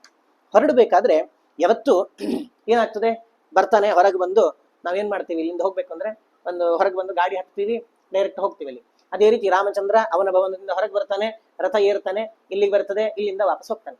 ಅವತ್ತು ರಾಮಚಂದ್ರ ಹೊರಗೆ ಬಂದಿದ್ದಾನಂತೆ. ನೋಡಿ, ಅಯೋಧ್ಯೆ ಜನರಿಗೆ ಇನ್ನೂ ಅದೇ ಸಂಭ್ರಮ, ರಾಮನ ಅಭಿಷೇಕ ಆಗ್ತದೆ ಈಗ, ರಾಮನ ಅಭಿಷೇಕ ಆಗ್ತದೆ ಈಗ ಅಂತ ಕಾಯ್ತಾ ಇದ್ದಾರೆ ಎಲ್ಲರೂ. ಈ ರಾಮಚಂದ್ರ ಹೊರಗೆ ಬಂದ್ರೆ ಅವತ್ತು ನಾರ್ಮಲ್ ಇರ್ಲಿಲ್ಲಂತೆ, ಒಂದು ರಥ ಅಷ್ಟೇ ನಿಂತಿರ್ಲಿಲ್ಲಂತೆ. ಅಲ್ಲಿ ಲಕ್ಷ್ಮಣ ನಿಂತಿದ್ದಂತೆ. ಲಕ್ಷ್ಮಣ ಏನ್ ಮಾಡಿದಾನಂತಂದ್ರೆ, ಚಿತ್ರ ಚಾಮರ ಪಾಣಿಸ್ತು ಲಕ್ಷ್ಮಣೋ ರಾಘವಾನುಜ ಜುಗೋಪ ಭ್ರಾತರಂ ಭ್ರಾತ ರಥಮಾಸ್ಥಾಯ ಪೃಷ್ಠತಃ. ದ್ವಾರದತ್ರ ಲಕ್ಷ್ಮಣ ದೊಡ್ಡ ಚಾಮರ ಹಿಡ್ಕೊಂಡು ನಿಂತಿದ್ದಾನಂತೆ. ಯಾವತ್ತು ಲಕ್ಷ್ಮಣ ನಿಲ್ಲೋನಲ್ಲ, ಅವತ್ತು ಅವನ ರಾಜ್ಯಾಭಿಷೇಕ, ನಾನು ಅವನೊಟ್ಟಿಗೆ ಇರ್ಬೇಕು ಅಂತ ಹೇಳಿ ಅವನು ದೊಡ್ಡ ಚಾಮರ ಹಿಡ್ಕೊಂಡು ನಿಂತಿದ್ದಾನೆ. ರಾಮ ಬರ್ತಾನೆ, ಬಂದ ಕೂಡಲೇ ತಲೆಬಾಗಿ ನಮಸ್ಕಾರ ಮಾಡಿ ಬಾ ರಾಮ ಅಂತ ಹೇಳಿ ಅವನನ್ನ ರಥಕ್ಕೆ ಕರ್ಕೊಂಡು ಹೋಗ್ತಾನಂತೆ. ರಥ ಏರಿ ರಾಮ ನಿಂತ್ರೆ ಅವನ ಹಿಂದ್ಗಡೆ ಚಾಮರ ಸೇವೆ ಮಾಡ್ತಾ ಲಕ್ಷ್ಮಣ ನಿಂತಿದ್ದಾನಂತೆ. ಯಾಕೆ? ಈಗ ರಾಮ ದೊಡ್ಡ ಸೆಲೆಬ್ರಿಟಿ, ಅವನು ಜನ ಎಲ್ಲ ಮೈ ಮೇಲೆ ಬೀಳ್ತಾರೆ, ಈಗ ಸೈಡ್ ಹೋಗ್ರಿ ಅಂತ ಹೇಳ್ಬೇಕಲ್ಲ. ಅದಕ್ಕೋಸ್ಕರ ಲಕ್ಷ್ಮಣ ಅವನ ಸೆಕ್ಯೂರಿಟಿ ರೀತಿಯಲ್ಲಿ ಅವನು ನಿಂತ್ಕೊಂಡಿದ್ದಾನಂತೆ. ತಥೋ ಹಯವರ ಮುಖ್ಯ ನಾಗಾಶ್ಚ ಗಿರಿ ಸನ್ನಿಭಾಹ. ಅವತ್ತು ಬರೀ ರಥ ಅಷ್ಟೇ ಬಂದಿರ್ಲಿಲ್ಲಂತೆ, ಆ ರಥವನ್ನು ಏರಿ ರಾಮ ಹಿಂಗ್ ಮುಂದೆ ನೋಡಿದ್ರೆ ಅನೇಕ ಕುದುರೆಗಳಿವಂತೆ, ಅಲ್ಲಿ ಅನೇಕ ನಾಗಾಹ ಅಂದ್ರೆ ದೊಡ್ಡ ದೊಡ್ಡ ಆನೆಗಳು ತಂದಿಟ್ಟಿದ್ದಾರಂತೆ. ಗಿರಿ ಸನ್ನಿಭಾಹ ಅನುಜಗ್ಮುಸ್ತಥಾ ರಾಮಂ ಶತಶೋಥ ಸಹಸ್ರಶಃ. ಅದು ಸಾವಿರಾರು ಆನೆಗಳು, ಸಾವಿರಾರು ಕುದುರೆಗಳಿದ್ವಂತಲ್ಲಿ. ಅಷ್ಟೇ ಅಲ್ಲ, ಅಗ್ರತಶ್ಚಾಸ್ಯ ಸನ್ನದ್ಧಾಹ ಚಂದನಾಗುರು ಭೂಷಿತಾ ಖಡ್ಗ ಚಾಪಧರಾ ಶೂರಾಹ ಜಗ್ಮುರಾ ಜಗ್ಮುರಾಶಂಸವೋ ಜನಾಹ. ಅಷ್ಟೇ ಅಲ್ಲ, ಆ ಪ್ರಾಣಿಗಳ ಮುಂದುಗಡೆ ಒಂದಿಷ್ಟು ಜನ ಸೈನಿಕರು ಖಡ್ಗವನ್ನ, ಆ ಬಾಣ ಬಿಲ್ಲು ಇದನ್ನೆಲ್ಲ ಹಿಡ್ಕೊಂಡು ಅವನಿಗೆ ಎಸ್ಕಾರ್ಟ್ ಮಾಡ್ಲಿಕ್ಕೋಸ್ಕರ ರಾಮನಿಗೆ ಕಾಯ್ತಾ ಇದಾರಂತೆ. ಅದು ಅವ್ರು ಹೇಳ್ತಾರೆ ಚಂದನಾಗುರು ಭೂಷಿತಾಹ. ಡೈಲಿ ಸೆಂಟು ಅದೆಲ್ಲ ಹೊಡ್ಕೊಂಡ್ ಬರ್ತಿದ್ರೇನೋ, ಅವತ್ತಂತೂ ರಾಮನ ರಾಜ್ಯಾಭಿಷೇಕ ಇದೆ, ನಾವು ಕರೆಕ್ಟಾಗಿ ರೆಡಿಯಾಗಿ ಹೋಗ್ಬೇಕು ಅಂತ ಹೇಳಿ ಎಲ್ಲ ಚಂದನ ಅಗುರ ಕಸ್ತೂರಿ ಎಲ್ಲ ಹಾಕೊಂಡು ಮೈಗೆ ಲೇಪನ ಮಾಡಿಕೊಂಡು ಸನ್ನದ್ಧರಾದಂತಹ ಸೈನಿಕರನ್ನ ಮುಂದೆ ನೋಡಿದ್ರೆ ದೊಡ್ಡ ಸಾಗರ ಅಲ್ಲಿವರೆಗೂ ಎಸ್ಕಾರ್ಟ್ ಮಾಡ್ಲಿಕ್ಕೆ ಅಂತ ಹೇಳಿ ಬಂದು ನಿಂತಿದ್ದಾರಂತೆ. ಇಷ್ಟನ್ನ ನೋಡಿದಾಗ ಅಲ್ಲಿಂದ ಹೊರಡ್ತಾನಂತ. ಆ ಹೊರಡೋದೇ ಒಂದು ಸಂಭ್ರಮ. ಎಲ್ಲ ಡೋಲ್ ಬಾಜಾ ಅಲ್ಲಿ ಇಲ್ಲಿ ಅಲ್ಲಿ ಪೌರ ಜನರೆಲ್ಲ ರಾಮನನ್ನ ನೋಡ್ತಾ ಇದ್ದಾರಂತೆ. ನೋಡಿ ಆ ರಾಮನನ್ನ ನೋಡಿ ಆನಂದ ಪಡ್ತಾರಂತೆ. ಕೆಲವರು ಹೇಳ್ತಾರಂತೆ, ಯಥಾಸ್ಮ ಪೋಷಿತಾ ಪಿತ್ರ ಯಥಾ ಸರ್ವೈ ಪಿತಾಮಹಿ ತತಃ ಸುಖತರಂ ಸರ್ವೇ ರಾಮೇ ವತ್ಸ್ಯಾಮ ರಾಜನಿ. ನಾವು ಇಷ್ಟು ವರ್ಷ ಸೂರ್ಯವಂಶದ ರಾಜರು ನಮ್ಮನ್ನೆಲ್ಲ ಮಕ್ಕಳಂತೆ ನೋಡ್ಕೊಂಡು ಬಂದ್ರು, ಆದ್ರೆ ಅವರೆಲ್ಲ ಹೇಗೆ ನೋಡ್ಕೊಂಡ್ರು ಅದಕ್ಕಿಂತ ಹೆಚ್ಚಾಗಿ ತತಃ ಸುಖತರಂ ಸರ್ವೇ, ಆ ರಾಮನಿಗಿಂತ ಹೆಚ್ಚಾಗಿ ಯಾರು ನೋಡ್ಕೊಂಡಿರ್ಲಿಕ್ಕಿಲ್ಲ. ನಾವು ರಾಮನ ರಾಜ್ಯದಲ್ಲಿದ್ವಿ ಅಂತ ಹೇಳ್ಕೊಳ್ಳೋ ರೀತಿ ನಮ್ಮ ಕೀರ್ತಿ ಮುಂದಿರ್ತದೆ. ಹಾಗಾಗಿ ಅವರೆಲ್ಲ ಯಾವ ರೀತಿ ಪ್ರಜೆಗಳನ್ನ ನೋಡ್ಕೊಂಡಿದ್ರು ಅದಕ್ಕಿಂತ ಹೆಚ್ಚಾಗಿ ನಮ್ಮನ್ನ ನೋಡ್ಕೊಳ್ಳುವಂತಹ ರಾಮ ಅವನು ಇವತ್ತು ಪಟ್ಟಾಭಿಷಿಕ್ತನಾಗ್ತಾ ಇದ್ದಾನೆ ಅಂತ ಹೇಳಿ ಜನರೆಲ್ಲ ಖುಷಿ ಪಡ್ತಿದ್ದಾರಂತೆ. ಯಶ್ಚ ರಾಮಂ ನಪಶ್ಯೆತ್ತು ಎಂಚ ರಾಮೋ ನಪಶ್ಯತಿ ನಿಂದಿತ ಸರ್ವಲೋಕೇಶು ಸ್ವಾತ್ಮಾಪ್ಯೇನಂ ವಿಗರ್ಹತೆ. ಇಲ್ಲಿ ಏನಂತಂದ್ರೆ, ಇಂಥ ರಾಮನನ್ನ, ರಾಜ್ಯಾಭಿಷೇಕಗೊಂಡಂತಹ, ಈಗ ರಾಜ್ಯಾಭಿಷೇಕಕ್ಕೆ ಹೊರಟಿರುವಂತಹ ರಾಮನನ್ನ ಯಾರು ನೋಡೋದಿಲ್ವೋ ನಿಂದಿತ ಸರ್ವಲೋಕೇಶು, ಅವನಿಗೆ ಬೈಬೇಕಂತ. ರಾಮ ಬಂದಿದ್ದಾನ, ಅಲ್ಲಿ ನೋಡದೆ ಹಂಗೆ ಹೋಗ್ತಿದೆಯಲ್ಲ, ಏನೋ ಕೆಲಸ ಮಾಡ್ತಾ ಇರ್ತೀವಿ, ಆ ಟೈಮಲ್ಲಿ ಏನೋ ಹೊರಗಡೆಯಿಂದ ಹೊಸದಾಗಿ ಬಂತು ಅಂತಂದ್ರೆ ಎದ್ದು ಹಿಂಗೆ ನೋಡ್ತೀವಲ್ಲ ನಾವು, ಆ ರೀತಿ ರಾಮ ಬಂದ ಅಂತಂದ್ರೆ ಒಂದ್ಸತಿ ನೋಡಿ ಬಿಡ್ಬೇಕಂತ. ನೋಡಿಲ್ಲ ಅಂತಂದ್ರೆ ರಾಮ ಬಂದ್ರು ನೋಡಿಲ್ಲಲ್ಲ ಏನ್ ನೀನು ಅಂತ ಹೇಳಿ ಬೈತಿದ್ರೆ. ಅಷ್ಟೇ ಅಲ್ಲ, ನಿಂದಿತ, ಅವನು ನಿಂದಿತ ಅಂತ ಹೇಳಿ. ಅಷ್ಟೇ ಅಲ್ಲ, ಎಂಚ ರಾಮೋ ನಪಶ್ಯತಿ, ರಾಮ ಬೇರೆ ರಾಜಗಳಂತೆ ರಥದಲ್ಲಿ ಕೂತ ಏನೋ ತಲೆ ಕೆಳಗೆ ಹಾಕೊಂಡು ಕೊಡೋದು, ಎಲ್ಲೋ ನೋಡೋದು ಅಲ್ಲಂತೆ. ಇಡೀ ಭಕ್ತವರಿಂದ ಯಾರೆಲ್ಲ ಜನರಿದ್ದಾರೆ ಅವ್ರನ್ನ ಒಂದ್ಸತಿ ಹಿಂಗೆ ಕಣ್ಣು ಹಾಯಿಸಿದಾಗ ಆ ರಾಮ ನಮ್ಮನ್ನು ನೋಡಿದ ಅಂತ ಆನಂದ ಪಡೋರಂತೆ. ನಾವು ರಾಮನನ್ನ ನೋಡಿದ್ವಿ ಅಂತ ಆನಂದ, ರಾಮ ನಮ್ಮನ್ನು ನೋಡಿದ ಅಂತ ಆನಂದ. ಈ ರೀತಿ ಜನರು ಇದು ಹೆಂಗೆ ಅಂತಂದ್ರೆ, ಯಾರೋ ಸೆಲೆಬ್ರಿಟಿ ಬಂದು ನಮ್ಮನ್ನು ಮಾತಾಡಿಸ್ಬಿಟ್ರೆ, ನಮ್ಮನ್ನ ಹೆಸರಿಡು ಮಾತಾಡಿಸಿದ್ರೆ ಅಲ್ಲಿದ್ದು ಜನ ಎಲ್ಲ ಅವನಿಗೆ ಅವ್ರು ಪರಿಚಯ ಇದಾರಪ್ಪ ಅಂತ. ರಾಮ ಏನಾದ್ರು ನಮ್ಮನ್ನ ಹಿಂಗೆ ನೋಡಿಬಿಟ್ಟ ಅಂತಂದ್ರೆ ಮುಗೀತು, ರಾಮ ಅವನನ್ನು ನೋಡ್ತಿದ್ದ, ಏನೋ ರಾಮ ಪರಿಚಯ ಇರ್ಬೇಕು ಅವನಿಗೆ ಅನ್ನೋ ರೀತಿಯಲ್ಲಿ ಜನರು ಭಾವಿಸ್ತಾ ಇದ್ರು. ಎಷ್ಟೋ ಜನ ದೇವಸ್ಥಾನಗಳಿಗೆ ಹೋಗ್ತಿದ್ರಂತೆ. ದೇವಸ್ಥಾನಕ್ಕೆ ಹೋಗಿ ನನಗೆ ಹಿಂಗಾಗ್ಬೇಕು, ನನ್ನ ಮಕ್ಕಳಿಗೆ ಈ ಸುಖ ಸಿಗ್ಬೇಕು ಅಂತ ಏನು ಬೇಡ್ತಿರ್ಲಿಲ್ಲಂತೆ. ರಾಮ ರಾಜನಾಗೋದನ್ನ ನಮ್ಮ ಕಣ್ಣಾರೆ ನೋಡ್ಬೇಕು ಅಂತ ಹೇಳಿ ಎಷ್ಟೋ ಜನ ದೇವಸ್ಥಾನಕ್ಕೆ ಹೋಗಿ ಬೇಡ್ಕೊಳ್ತಿದ್ರಂತೆ. ಆದ್ರೆ ಅವತ್ತಿನ ದಿನ ಆ ಎಲ್ಲ ಅವರ ಕನಸು ಸತ್ಯ ಆಗೋದನ್ನ ಕಣ್ಣಲ್ಲಿ ತುಂಬಿಕೊಂಡು ಬಹಳಷ್ಟು ಸಂತೋಷವನ್ನ ಜನರು ಆನಂದ ಪಟ್ಟು ಅನುಭವಿಸಿದ್ರು ಅಂತ. ಪಾಪ ಅವ್ರಿಗೆ ಗೊತ್ತಿಲ್ಲ ಇನ್ನು ಸ್ವಲ್ಪ ಹೊತ್ತರಲ್ಲಿ ಏನಾಗ್ಲಿಕ್ಕಿದೆ ಅಂತ ಹೇಳಿ. ಒಟ್ಟು ಆ ಸಂದರ್ಭದ ಆನಂದವನ್ನ ಪೂರ್ಣವಾಗಿ ಜನರೆಲ್ಲ ಅನುಭವಿಸಿದ್ರು, ಬಹಳಷ್ಟು ಸಂತೋಷವನ್ನ ಪಟ್ಟರು. ರಾಮ ಹೊರಟು ಕೈಕೇಯಿಯ ಭವನಕ್ಕೆ ಪ್ರವೇಶ ಮಾಡ್ತಾನೆ. ಸಪಿತುಶ್ಚರಣೌ ಪೂರ್ವಂ ಅಭಿವಾದ್ಯ ವಿನೀತವತ್ ತಥೋ ವವಂದೇ ಚರಣೌ ಕೈಕೇಯ್ಯಾ ಸುಸಮಾಹಿತಃ. ಮೊದಲು ತಂದೆಯ ಕಾಲಿಗೆ ಬೀಳ್ತಾನಂತೆ, ತಾಯಿಯ ಕಾಲಿಗೆ ಬೀಳ್ತಾನಂತೆ. ಇಷ್ಟ ಆಗ್ತದೆ. ರಾಮೇತ್ಯುಕ್ತ್ವಾತು ವಚನಂ ಬಾಷ್ಪ ಪರ್ಯಾಕುಲೇಕ್ಷಣ ಶಶಾಕ ನೃಪತಿರ್ದೀನೋ ನೇಕ್ಷಿತುಂ ನಾಭಿಭಾಷಿತುಂ. ದಶರಥನಿಗೆ ಮಾತೇ ಬರ್ತಿಲ್ಲ. ಆ ದುಃಖದಿಂದ ಸಂತಪ್ತನಾಗಿ ಮಾತು ನಿಂತು ಹೋಗ್ಬಿಟ್ಟಿದೆ. ಮಾತು ನಿಂತು ಹೋಗಿ ರಾಮ ಅಂತಾನಂತ. ಏನೋ ಹೇಳಬೇಕಿದೆ ಈಗ ಅವನು, ಆದ್ರೆ ಹೇಳಲಿಕ್ಕೆ ಮಾತು ಬರ್ತಾ ಇಲ್ಲ. ಬರೀ ರಾಮ ಅಂತಾನೆ. ಅಪ್ಪ ಏನು ಕೇಳಿದ್ರೆ ಮತ್ತೆ ರಾಮ, ಮಾತಿಲ್ಲ, ಮುಂದೆ ಮಾತು ಬರ್ತಾ ಇಲ್ಲ ದಶರಥನಿಗೆ. ಇದನ್ನು ನೋಡಿ ರಾಮನಿಗೆ ಸ್ವಲ್ಪ ಕಳವಳ ಆಗ್ತದಂತೆ. ಅವಾಗ ಕೈಕೇಯಿ ಹತ್ರ ಕೇಳ್ತಾನಂತೆ, ತಾಯಿ ಕಚ್ಚಿನ್ಮಯ ನಾಪರಾಧಂ ಅಜ್ಞಾನಾದ್ ಏನಮೇ ಪಿತ ಕುಪಿತಸ್ತನ್ಮಮ ಚಕ್ಷ್ವ ತ್ವಮೇವೈನಂ ಪ್ರಸಾದಯ. ಅಮ್ಮ, ನನ್ನಿಂದ ಏನಾದ್ರೂ ತಪ್ಪಾಗಿದೆನಾ? ಯಾಕೆಂದ್ರೆ ನಿನ್ನೆವರೆಗೆ ನೋಡಿದ ಪ್ರಕಾರ ನಿನ್ನೆ ಚೆನ್ನಾಗಿ ಮಾತಾಡಿಸಿದ್ರು ತಂದೆ. ಅಲ್ಲ, ನನ್ನಿಂದ ಅಜ್ಞಾನದಿಂದ ಏನಾದ್ರೂ ತಪ್ಪಾಗಿದೆನಾ? ದಯವಿಟ್ಟು ಆ ರೀತಿ ಏನಾದ್ರೂ ತಪ್ಪಾಗಿದ್ರೆ ನೀನು ಹೆಂಡತಿಯಲ್ಲ, ಸ್ವಲ್ಪ ನನಗೆ ಇನ್ಫ್ಲುಯೆನ್ಸ್ ಮಾಡಿ ನನ್ನ ಮೇಲೆ ಸ್ವಲ್ಪ ಕರುಣೆ ತೋರೋ ಹಾಗೆ ಮಾಡಬೇಕು, ನನ್ನನ್ನು ನೀನೇ ಬಚಾವ್ ಮಾಡ್ಬೇಕು ಅಂತ ತಾಯಿ ಹತ್ರ ಕೇಳ್ಕೊಳ್ತಿದ್ದ. ನಾವು ಹಂಗೆ ಮಾಡ್ತೀವಲ್ಲ, ಏನೋ ಮಾಡಿರ್ತೀವಿ, ತಂದೆಗೆ ಸಿಟ್ಟು ಬರ್ತದೆ, ಅಮ್ಮ ಅಪ್ಪನಿಗೆ ಹೇಳಬೇಡ, ನನ್ನನ್ನು ಬಚಾವ್ ಮಾಡು ಅಂತ ಹೇಳ್ತೇವಲ್ಲ, ಆ ರೀತಿ ರಾಮಚಂದ್ರ ಕೈಕೇಯಿಯನ್ನು ಹೇಳ್ತಾ ಇದ್ದಾನಂತೆ. ಅಷ್ಟೇ ಎಲ್ಲ ಹೇಳ್ತಾನವನು. ಏತದಾಚಕ್ಷ್ವ ಮೇ ದೇವಿ ತತ್ವೇನ ಪರಿಪೃಚ್ಛತಃ ಕಿನ್ನಿಮಿತ್ತಂ ಅಪೂರ್ವೋಯಂ ವಿಕಾರೋ ಮನುಜಾಧಿಪೇ. ರಾಮಚಂದ್ರನ ಈ ದಶರಥನ್ನ ಈ ರೀತಿ ನಾನು ನೋಡಿಲ್ಲ ಇವತ್ತು. ಅಷ್ಟೇ ಅಲ್ಲ, ಇದು ಎಂಥ ಟ್ರಾನ್ಸ್ಫಾರ್ಮೇಶನ್. ನಿನ್ನೆಷ್ಟೇ ನೋಡಿದಾಗ ದಶರಥ ಅಷ್ಟು ಆನಂದದಿಂದ ಇದ್ದವನು ಒಮ್ಮಿಂದೊಮ್ಮಿಕ್ಲೆ ಮಾತಾಡ್ತಿಲ್ಲ, ಬರೀ ರಾಮ ರಾಮ ಅಂತ ಇದ್ದಾನವನು. ಏನು ಪರಿಸ್ಥಿತಿ ಇದು? ಕಿನ್ನಿಮಿತ್ತಂ ಅಪೂರ್ವೋಯಂ ವಿಕಾರೋ ಮನುಜಾಧಿಪೆ. ಇಂಥ ವಿಕಾರ, ಇಂಥ ಒಂದು ಬದಲಾವಣೆ ಇವನಲ್ಲಿ ಯಾಕೆ ಬರ್ತಾ ಇದೆ? ಅಂತ ಕೇಳಿದಾಗ ಏವ ಮುಕ್ತಾತು ಕೈಕೇಯಿ ರಾಘವೇಣ ಮಹಾತ್ಮನ ಉವಾಚೇನಂ ಸುನಿರ್ಲಜ್ಜ ದೃಷ್ಟಂ ಆತ್ಮಹಿತಂ ವಚಃ. ಇಷ್ಟು ಕೈಕೇಯಿಯನ್ನ ಕುರಿತು ರಾಮ ಹೇಳಿದಾಗ ಕೈಕೇಯಿ ಮಾತಾಡ್ತಾಳಂತ. ಏನು? ಉವಾಚೇನಂ ಸುನಿರ್ಲಜ್ಜ, ನಾಚಿಕೆ ಬಿಟ್ಟಂತಹ, ದೃಷ್ಟಂ ಅತ್ಯಂತ ಕಠೋರವಾದಂತಹ ಮಾತನ್ನ ಧೈರ್ಯವಾಗಿ ಹೇಳ್ತಾ ಇದ್ದಾಳೆ. ಯಾಕೆ? ಯಾವತ್ತು ಕಠೋರವಾದ ಮಾತು ಇನ್ನೊಬ್ಬರಿಗೆ ಬೈಬೇಕು, ಅದು ಬೈಬೇಕಾದವ್ರು ಎಂಥವ್ರು, ನಮಗೆ ಬಹಳಷ್ಟು ಪ್ರೀತಿ ಉಳ್ಳವರು ಅಂತ ಆದಾಗ, ರಾಮನನ್ನು ಕಂಡ್ರೆ ಅಷ್ಟು ಪ್ರೀತಿ ಇತ್ತು ಕೈಕೇಯಿಗೆ. ಅಂತಹ ಪ್ರೀತಿ ಪಾತ್ರನನ್ನ ಬೈಬೇಕಾದ್ರೆ ಸ್ವಲ್ಪ ಆದ್ರೂ ಸಂಕೋಚ ತೋರಿಸ್ತೇವೆ. ಆದ್ರೆ ವಾಲ್ಮೀಕಿಗಳು ಹೇಳ್ತಾರೆ, ಸುನಿರ್ಲಜ್ಜ ದೃಷ್ಟಂ, ಅತ್ಯಂತ ಧೈರ್ಯದಿಂದ ಆತ್ಮಹಿತಂ ವಚಃ, ತನಗೆ ಯಾವುದು ಹಿತವೋ ಅಂತಹ ಮಾತನ್ನ ಆಡ್ತಾಳಂತವಳು. ನರಾಜ ಕುಪಿತೋ ರಾಮ ವ್ಯಸನಂ ನಾಸ್ಯ ಕಿಂಚನ, ಅವನಿಗೆ ಯಾವ ರೋಗನೂ ಇಲ್ಲ, ನಿನ್ನ ಮೇಲೆ ಏನು ಸಿಟ್ಟು ಇಲ್ಲ ಅವನಿಗೆ. ಕಿಂಚಿನ್ ಮನೋಗತಂ ತ್ವಸ್ಯ ತದ್ಭಯಾನ್ ನಾನು ಭಾಷತೆ. ಏನೋ ಅವನ ಮನಸ್ಸಲ್ಲಿ ಒಂದು ಕಳವಳ ಇದೆ, ಒಂದು ಮನಸ್ಸಿನ ಅಭಿಪ್ರಾಯ ಮನೋರಥ ಇದೆ. ನಿನ್ನ ಭಯದಿಂದ ಅವನು ನಿನ್ನ ಹತ್ರ ಅದನ್ನ ಹೇಳದೆ ಮಾತಾಡದೆ ಇರುವವನಂತೆ ತೋರಿಸ್ಕೊಳ್ತಾ ಇದ್ದಾನವನು ಅಂತ ಹೇಳ್ತಾಳಂತೆ. ಅರೆ ಎಂತ ಇದು, ಎಂತ ಮಾತಾಯ್ತಿದು? ಅವಳು ಹೇಳ್ತಾಳೆ, ಅತಿಸೃಜ್ಯ ದದಾನೀತಿ ವರಮ್ಮಮ ವಿಷಾಂಪತಿ ಸ ನಿರರ್ಥಂ ಗತಜಲೆ ಸೇತುಂ ಬಂಧಿತುಮಿಚ್ಛತಿ. ಒಂದು ಸರ್ತಿ ಸಂಕಲ್ಪ ಮಾಡಿದ ಮೇಲೆ, ಯಾರಿಗಾದ್ರೂ ಏನಾದ್ರೂ ಕೊಡ್ತೀನಿ ಅಂತ ಹೇಳಿದ ಮೇಲೆ ಅದನ್ನು ಕೊಡಬೇಕಂತ. ಆದ್ರೆ ದಶರಥ ಒಂದು ಸಂಕಲ್ಪವನ್ನು ಮಾಡಿದ್ದ, ನನಗೆ 2 ವರ ಕೊಡ್ತೀನಿ, ಯುದ್ಧ ಪ್ರಸಂಗದಲ್ಲಿ ಹೇಳಿದ್ದ. ಕೊಡ್ತೀನಿ ಅಂತ ಹೇಳಿ ಆಗಿದೆ, ಮಾತು ಬಾಯಿಂದ ಹೊರಟಾಗ್ಬಿಟ್ಟಿದೆ. ಹೊರಟಾದ್ಮೇಲೆ ನಾಲ್ಗೆ ಕಚ್ಕೊಳ್ಳೋ ಪರಿಸ್ಥಿತಿ ಬರಬಾರದು, ಮಾತೇ ಆಡಬಾರ್ದು. ಮಾತಾಡಿದ ಮೇಲೆ ಇಲ್ಲ ಆ ಮಾತು ವಾಪಸ್ ತಗೊಳ್ತೇನೆ ಅನ್ಲಿಕ್ಕೆ ಆಗ್ತದ? ಆಗುದಿಲ್ಲ. ಅದನ್ನ ಹೇಳ್ತಾರೆ, ಸ ನಿರರ್ಥಂ ಗತಜಲೇ ಸೇತುಂ ಬಂಧಿತು ಇಚ್ಛತಿ. ನಾವು ಅಣೆಕಟ್ಟು, ಡ್ಯಾಮ್ ಕಟ್ಟಬೇಕು. ಯಾವಾಗ? ಇಷ್ಟು ಹಳ್ಳಿಗಳು ನಾಶ ಆಗ್ತದೆ, ಇದರ ಪೂರ್ವಭಾವಿಯಾಗಿ ಈ ನದಿ ಹರಿದು ಹೊರಗೆ ಬರಬಾರದು ಅಂತ ಆದಾಗ ಡ್ಯಾಮ್ ಕಟ್ಟಬೇಕು.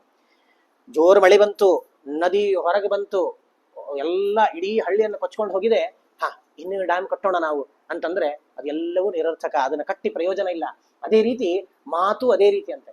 ಮಾತು ಆಡ್ಬೇಕಾದ್ರೇ ನಾವು ಆಲೋಚನೆ ಮಾಡ್ಬೇಕು. ಎಲ್ಲ ಮಾತಾಡಿ ಆದ್ಮೇಲೆ ಇಲ್ಲ ಸಾರಿ ಅಂತ ಹೇಳಿದ್ರೆ ಯಾವ ರೀತಿ ಇರ್ತದೆ? ಅದೇ ರೀತಿ ತಾನು ಮಾತಾಡ್ಬೇಕಾಗಿದ್ದನ್ನೆಲ್ಲ ನನಗೆ ಕೊಡ್ಬೇಕಾದ ವರಗಳನ್ನು ಕೊಟ್ಟಾಗಿದೆ ಅವನು. ಆದ್ರೆ ಈಗ ನೀರಿಂದ ಕೊಚ್ಚಿ ಹೋದ ಹಳ್ಳಿಯನ್ನು ನೋಡಿ ಇನ್ನು ನಾನು ಸೇತುಬಂಧ ಮಾಡ್ತೀನಿ ಅಂತ ಹೇಳಿದ್ರೆ ಯಾವ ರೀತಿ ಇರ್ತದೋ ಆ ರೀತಿ ಮಾಡ್ತಾ ಇದ್ದಾನೆ ದಶರಥ. ಯದಿ ತದ್ ವಕ್ಷ್ಯತೆ ರಾಜ ಶುಭಂ ವಾ ಯದಿ ವಾ ಶುಭಂ ಕರಿಷ್ಯಸಿ ತತಃ ಸರ್ವಂ ಆಖ್ಯಾಸ್ಯಾಮಿ ಪುನಸ್ತ್ವಹಂ. ನೀನು ಒಂದು ವೇಳೆ ಅವನು ಹೇಳಿದ್ದನ್ನ ಮಾಡ್ತಿ ಅಂತ ಆದ್ರೆ, ಯಾಕಂದ್ರೆ ಆ ಮಾಡೋದು ಬಿಡೋದು ನಿನ್ನ ಮೇಲಿದೆ. ನೀನು ಮಾಡ್ತಿ ಅಂತ ಹೇಳಿದ್ರೆ ಬೇಕಾದ್ರೆ ನಾನು ಹೇಳ್ತೇನೆ ಅವನ ಮನಸ್ಸಲ್ಲಿ ಏನಿದೆ ಅಂತ ಅನ್ನೋದನ್ನ ನಾನು ಹೇಳ್ತೇನೆ. ಅವನು ಹೇಳಿದ್ದನ್ನು ನೀನು ಮಾಡ್ತಿ ಅಂತ ಆದ್ರೆ. ಅದಕ್ಕೆ ರಾಮ ಹೇಳ್ತಾನೆ, ಅಹೋ ಧಿಂಗ್ ಅರ್ಹಸೆ ದೇವಿ ವಕ್ತುಂ ಮಾಮೀದೃಶಂ ವಚಃ. ಅಯ್ಯೋ ನನಗೇ ಧಿಕ್ಕಾರ ಇರ್ಲಿ, ಇಂಥ ಮಾತನ್ನ ತಾಯಿ ಆಡ್ಬೇಡ ನೀನು. ಯಾಕೆ ಗೊತ್ತಾ? ಅಹಂ ಹಿ ವಚನಾತ್ ರಾಜ್ಞಃ ಪತೇಯಮಿತ ಪಾವಕೆ. ಜೋರಾಗಿ ಸುಡುವ ಅಗ್ನಿ ಇದೆ ಅಂತಂದ್ರೆ ನನ್ನ ತಂದೆ ಹೋಗೋ ಅಗ್ನಿ ಪ್ರವೇಶ ಮಾಡು ಅಂತ ಆಜ್ಞೆ ಮಾಡಿದ್ರೆ ಸೀದಾ ಆಲೋಚನೆ ಮಾಡದೆ ಹೋಗಿ ಅಗ್ನಿ ಪ್ರವೇಶವನ್ನು ಮಾಡಿಬಿಡ್ತೇನೆ ನಾನು. ಭಕ್ಷಯೇಯಂ ವಿಷಂ ತೀಕ್ಷ್ಣಂ ಪತೇಯಂ ಅಪಿಚಾರಣವೇ. ಒಂದು ವಿಷ ಕೊಟ್ಟು ಇದು ವಿಷ ನೀನ್ ತಿಂದು ಸಾಯಿ ಅಂತ ಅನ್ಲಿಬೇಕಾದ್ರೆ ತಂದೆ ಹೇಳಿದ ಅಂತಂದ್ರೆ ಆ ಕ್ಷಣನೇ ಕುಡಿದು ನಾನು ಸಾಯ್ತೇನೆ. ನೀ ಸಲಿಲೆ ಅರ್ಣವೇ, ಸಮುದ್ರದ ಮಧ್ಯಕ್ಕೆ ಹೋಗಿ ಬೀಳು ನೀನು ಅಂತಂದ್ರೆ ಈಗಲೇ ಯಾಕೆ ಏನಾಯ್ತು ಅಂತ ಏನು ಕೇಳದೆ ಹೋಗಿ ಬೀಳ್ತೇನೆ ನಾನು. ಹಾಗಾಗಿ ನನಗೆ ತಂದೆಯ ಮಾತು ದೊಡ್ಡದು, ನೀನೇನು ಅಂತ ಹೇಳು, ನಾನು ಅದನ್ನು ಅವಶ್ಯವಾಗಿ ನಡೆಸಿಕೊಡ್ತೀನಿ ಅಂತ ಹೇಳಿ ಹೇಳ್ತಾನೆ. ಅವಾಗ ಕೈಕೇಯಿ ನಿಸ್ಸಂಕೋಚವಾಗಿ ಹೇಳ್ತಾಳೆ, ತತ್ರ ಮೇ ಯಾಚಿತೋ ರಾಜ ಭರತಸ್ಯಾಭಿಷೇಚನಂ ಗಮನಂ ದಂಡಕಾರಣ್ಯೇ ತವ ಚಾದ್ಯೈವ ರಾಘವ. ಅವಾಗ ಒಂದು ಮಾತನ್ನು ಹೇಳ್ತಾಳೆ, ಏನು? ನಾನು 2 ವರ ಕೇಳಿದ್ದೆ. ಒಂದು ವರದಿಂದ ಭರತನಿಗೆ ಪಟ್ಟಾಭಿಷೇಕ ಆಗಬೇಕು, ಇನ್ನೊಂದು ವರದಿಂದ ನೀನು ಈ ಕ್ಷಣದಲ್ಲೇ ಕಾಡಿಗೆ ಹೋಗ್ಬೇಕು. ಯದಿ ಸತ್ಯ ಪ್ರತಿಜ್ಞಂ ತ್ವಂ ಪಿತರಂ ಕರ್ತುಮಿಚ್ಛಸಿ ಆತ್ಮಾನಂಚ ನರಶ್ರೇಷ್ಠ ಮಮ ವಾಕ್ಯಂ ಇದಂ ಶೃಣು. ಒಂದು ವೇಳೆ ನಿನ್ನ ತಂದೆಯನ್ನ ಸತ್ಯ ಪ್ರತಿಜ್ಞಾ ಅಂತ ಮಾಡಬೇಕು ಅಂತಾದ್ರೆ ನನ್ನ ಮಾತನ್ನು ಕೇಳು. ನೀನು ಸತ್ಯ ಪ್ರತಿಜ್ಞೆ ಆಗಬೇಕಾದ್ರೆ ಈ ನಾನು ಹೇಳಿದ ಮಾತನ್ನು ಕೇಳು. ಏನು? ಸಪ್ತ ಸಪ್ತ ಚ ವರ್ಷಾಣಿ ದಂಡಕಾರಣ್ಯಮಾಶ್ರಿತಃ ಅಭಿಷೇಕಂ ಇದಂ ತ್ಯಕ್ತ್ವ ಜಟಾಚೀರಧರೋ ಭವ. ಸಪ್ತ ಸಪ್ತ 7 ಅಂದ್ರೆ 14 ವರ್ಷ ದಂಡಕಾರಣ್ಯ ಕಾಡಿಗೆ ಹೋಗ್ಬೇಕು. ಅದರಲ್ಲಿಯೂ ದಂಡಕಾರಣ್ಯ ಯಾಕೆ ಅಂತಂದ್ರೆ ಬಹಳ ದಟ್ಟವಾದ ಕಾಡು, ಅಲ್ಲಿ ಹೋದವರು ವಾಪಸ್ ಬರುವುದಿಲ್ಲ ಅನ್ನೋ ಗ್ಯಾರಂಟಿ ಇತ್ತು ಆ ಟೈಮಲ್ಲಿ. ಅಂತ ಕಾಡಿಗೆ ಹೋಗ್ಬೇಕು ನೀನು. ಅಭಿಷೇಕಮಿದಂ ತ್ಯಕ್ತ್ವ, ಈ ಎಲ್ಲ ಅಭಿಷೇಕವನ್ನ ಬಿಟ್ಟು ಜಟಾಚೀರಧರೋ ಭವ, ಜಟೆಯನ್ನ ನಾರುಮಡಿಯನ್ನ ಹುಟ್ಟು ನೀನು ಕಾಡಿಗೆ ಹೋಗ್ಬೇಕು ಅಂತ ಹೇಳಿದಾಗ, ಏತತ್ ಕುರು ನರೇಂದ್ರಸ್ಯ ವಚನಂ ರಘುನಂದನ. ಇದು ನರೇಂದ್ರನ ಮಾತು, ಅವನಿಗೆ ಹೇಳಲಿಕ್ಕೆ ಆಗ್ತಾ ಇಲ್ಲ, ನಾನು ಹೇಳಿದ್ದೇನೆ, ಇನ್ನು ಮಾಡುವುದು ಬಿಡುವುದು ನಿನ್ನ ಮೇಲೆ. ನಿನ್ನ ತಂದೆ ಸತ್ಯ ಪ್ರತಿಜ್ಞಾ, ನೀನು ಹೇಳಿದ ಮಾತನ್ನು ಉಳಿಸ್ಕೊಳ್ಬೇಕು ಅಂತಂದ್ರೆ ನೀನು ಮಾಡ್ಬೇಕು, ಇಲ್ಲ ನಿಮ್ಮ ಅಪ್ಪನಂಗೆ ನಡೀತದೆ ಅಂತಂದ್ರೆ ಬಿಟ್ಕೋಬೇಕಾದ್ರೆ ಅಂತ ಹೇಳಿದ್ಲಂತೆ. ನೋಡಿ, ಈ ರಾಮ ತನ್ನ ಭವನದಿಂದ ಇಲ್ಲಿಗೆ ಬಂದ, ಮುಖದಲ್ಲಿ ಒಂದು ಸಂತೋಷ ಇತ್ತು ರಾಮನಿಗೆ. ಮಂದಹಾಸವನ್ನ ಬೀರ್ತಾ ರಾಮಚಂದ್ರ ಬಂದಿದ್ದ. ಬಹುಶಃ ಬೇರೆ ಯಾರಾದ್ರೂ ಆಗಿದ್ರೆ ಇಂಥ ಮಾತನ್ನ ಕೇಳಿ, ಮೊದಲನೇದಾಗಿ ರಾಜ್ಯಾಭಿಷೇಕ ಇಲ್ಲ ಅಂತ ಅನ್ನೋದೇ ದೊಡ್ಡ ದುಃಖ. ಇವತ್ತು ನೀನ್ ರಾಜ ಆಗ್ತಿ, ನಿನಗೆ ಮುಖ್ಯಮಂತ್ರಿ ಸೀಟ್ ಕೊಡ್ತೀವಿ ನಾವು ಅಂತ ಕರೆದು, ಮುಖ್ಯಮಂತ್ರಿ ಸೀಟ್ ಇಲ್ಲ ಅಂದ್ರನೇ ತಲೆ ಮೇಲೆ ಕೈ ಇಟ್ಕೊಂಡು ಕೊಡ್ತೇವೆ ನಾವು. ಅಂಥದ್ರಲ್ಲಿ ಬರೀ ರಾಜ್ಯ ಇಲ್ಲ ಅಲ್ಲ, ಕಾಡಿಗೆ ಹೋಗ್ಬೇಕು ನೀನು. ನಿನ್ನೆ ಮುಖ್ಯಮಂತ್ರಿ ಸೀಟ್ ಅಷ್ಟೇ ಇಲ್ಲ ಅಲ್ಲ, ಇಷ್ಟರವರೆಗೆ ಏನೆಲ್ಲ ಸಂಪಾದನೆ ಮಾಡಿದಿ ಎಲ್ಲ ಬ್ಯಾಂಕ್ ಬ್ಯಾಲೆನ್ಸ್ ನಿಲ್ ಮಾಡಿಬಿಡ್ತೇವೆ ನಿಂದು ಅಂತ ಹೇಳಿದ್ರೆ ಯಾವ ರೀತಿ ಆಗ್ಬೇಕು ನಮ್ಗೆ. ಆದ್ರೆ ರಾಮಚಂದ್ರನ್ ಹೇಳ್ತಾರೆ, ಮುಖದಲ್ಲಿ ಯಾವುದೇ ವಿಕಾರ ಇಲ್ಲಂತೆ. ಯಾವ ಮಂದಹಾಸದಿಂದ ತನ್ನ ಭವನದಿಂದ ದಶರಥನ ಮನೆಯವರೆಗೆ ಬಂದು ಕೈಕೇಯಿ ಏನು ವರ ಅಂತ ಕೇಳಿದ್ನೋ, ವರವನ್ನ ಹೇಳಿದ ನಂತರವೂ ಕೂಡ ಆ ಮಂದಹಾಸ ರಾಮನ ಮುಖದಿಂದ ಮಾಡಲಿಲ್ಲ. ಹಾಗೇ ಮಂದಹಾಸವನ್ನ ಮಾಡ್ತಾ ಇದ್ದಾನಂತೆ. ಇದು ಬಹುಶಃ ಬೇರೆ ಯಾರಿಂದಲೂ ಕೂಡ ಸಾಧ್ಯ ಆಗ್ಲಿಕ್ಕಿಲ್ಲ. ಒಂದೋ ಎರಡೆರಡು ಸರ್ತಿ ಹಾರ್ಟ್ ಅಟ್ಯಾಕೇ ಬಂದ್ಬಿಡ್ತದೆ ನಮಗೆ ಇಂಥ ಮಾತನ್ನು ಕೇಳಿದ್ರೆ. ಆದ್ರೆ ರಾಮಚಂದ್ರ ಆ ಮಂದಹಾಸವು ಅವನ ಮುಖದಿಂದ ಹೋಗ್ಲಿಲ್ಲ. ಆ ಮಂದಹಾಸದಿಂದಲೇ ಹೇಳ್ತಾನಂತವನು, ತತ್ ಅಪ್ರಿಯಂ ಅಮಿತ್ರಘ್ನೋ ವಚನಂ ಮರಣೋಪಮಂ ಶುತ್ವ ನ ವಿವ್ಯಥೆ ರಾಮ ಕೈಕೇಯಿಂ ಛೇದಮಬ್ರವೀತ್. ಇಷ್ಟು ಹೇಳಿದ ಕೈಕೇಯಿ ಅದನ್ನು ಅವಳು ಹೇಳಬೇಕಾದ್ರೆ ಸ್ವಲ್ಪ ಸಾಫ್ಟ್ ಆಗಿ ಹೇಳಿಲ್ಲ. ಸ್ವಲ್ಪ ನೀನು ಕಾಡಿಗೆ ಹೋಗ್ಬೇಕಾಗ್ತದೆ ಅಂತ ಈ ರೀತಿ ಹೇಳಿದ್ರೆ ಸ್ವಲ್ಪ ಮುಖದ ವಿಕಾರ ಕಡಿಮೆ ಆಗ್ತಿತ್ತೇನೋ. ಇಷ್ಟು ಸಪ್ತ 14 ವರ್ಷ ನೀನ್ ಕಾಡಿಗೆ ಹೋಗ್ಬೇಕು ಅಂತ ಬಯ್ಯೋ ರೀತಿಯಲ್ಲಿ ಹೇಳಿದಾಗ್ಲೂ ಕೂಡ ನವ್ಯವ್ಯಥೆ, ಸ್ವಲ್ಪವೂ ವ್ಯಥೆ ಪಡ್ಲಿಲ್ಲ ರಾಮ.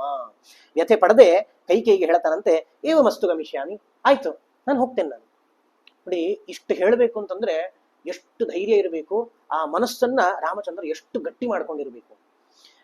ಏವಮಸ್ತು ಗಮಿಷ್ಯಾಮಿ ವನಂ ಮಸ್ತು ಮಹಂತಿತಃ ಜಟಾ ಚೀರಧರೋ ರಜ್ಞ ಪ್ರತಿಜ್ಞಾಂ ಅನುಪಾಲಯನ್. ಆಯ್ತು, ರಾಜನ ಪ್ರತಿಜ್ಞೆ ಇದೆ ಅಂತಾದ್ರೆ ನಾನು ಅವಶ್ಯವಾಗಿ ಜಟಾ ಚೀರಧರನಾಗಿ ಕಾಡಿಗೆ ಹೋಗ್ಲಿಕ್ಕೆ ನಾನು ಸಿದ್ಧ. ಅಲೀಕಂ ಮಾನಸಂತ್ವೇಕಂ ಹೃದಯಂ ದಹತೆ ಮಮ ಸ್ವಯಂ ಯನ್ನಾಹ ಮಾಂ ರಾಜ ಭರತಸ್ಯಾಭಿಷೇಚನಂ.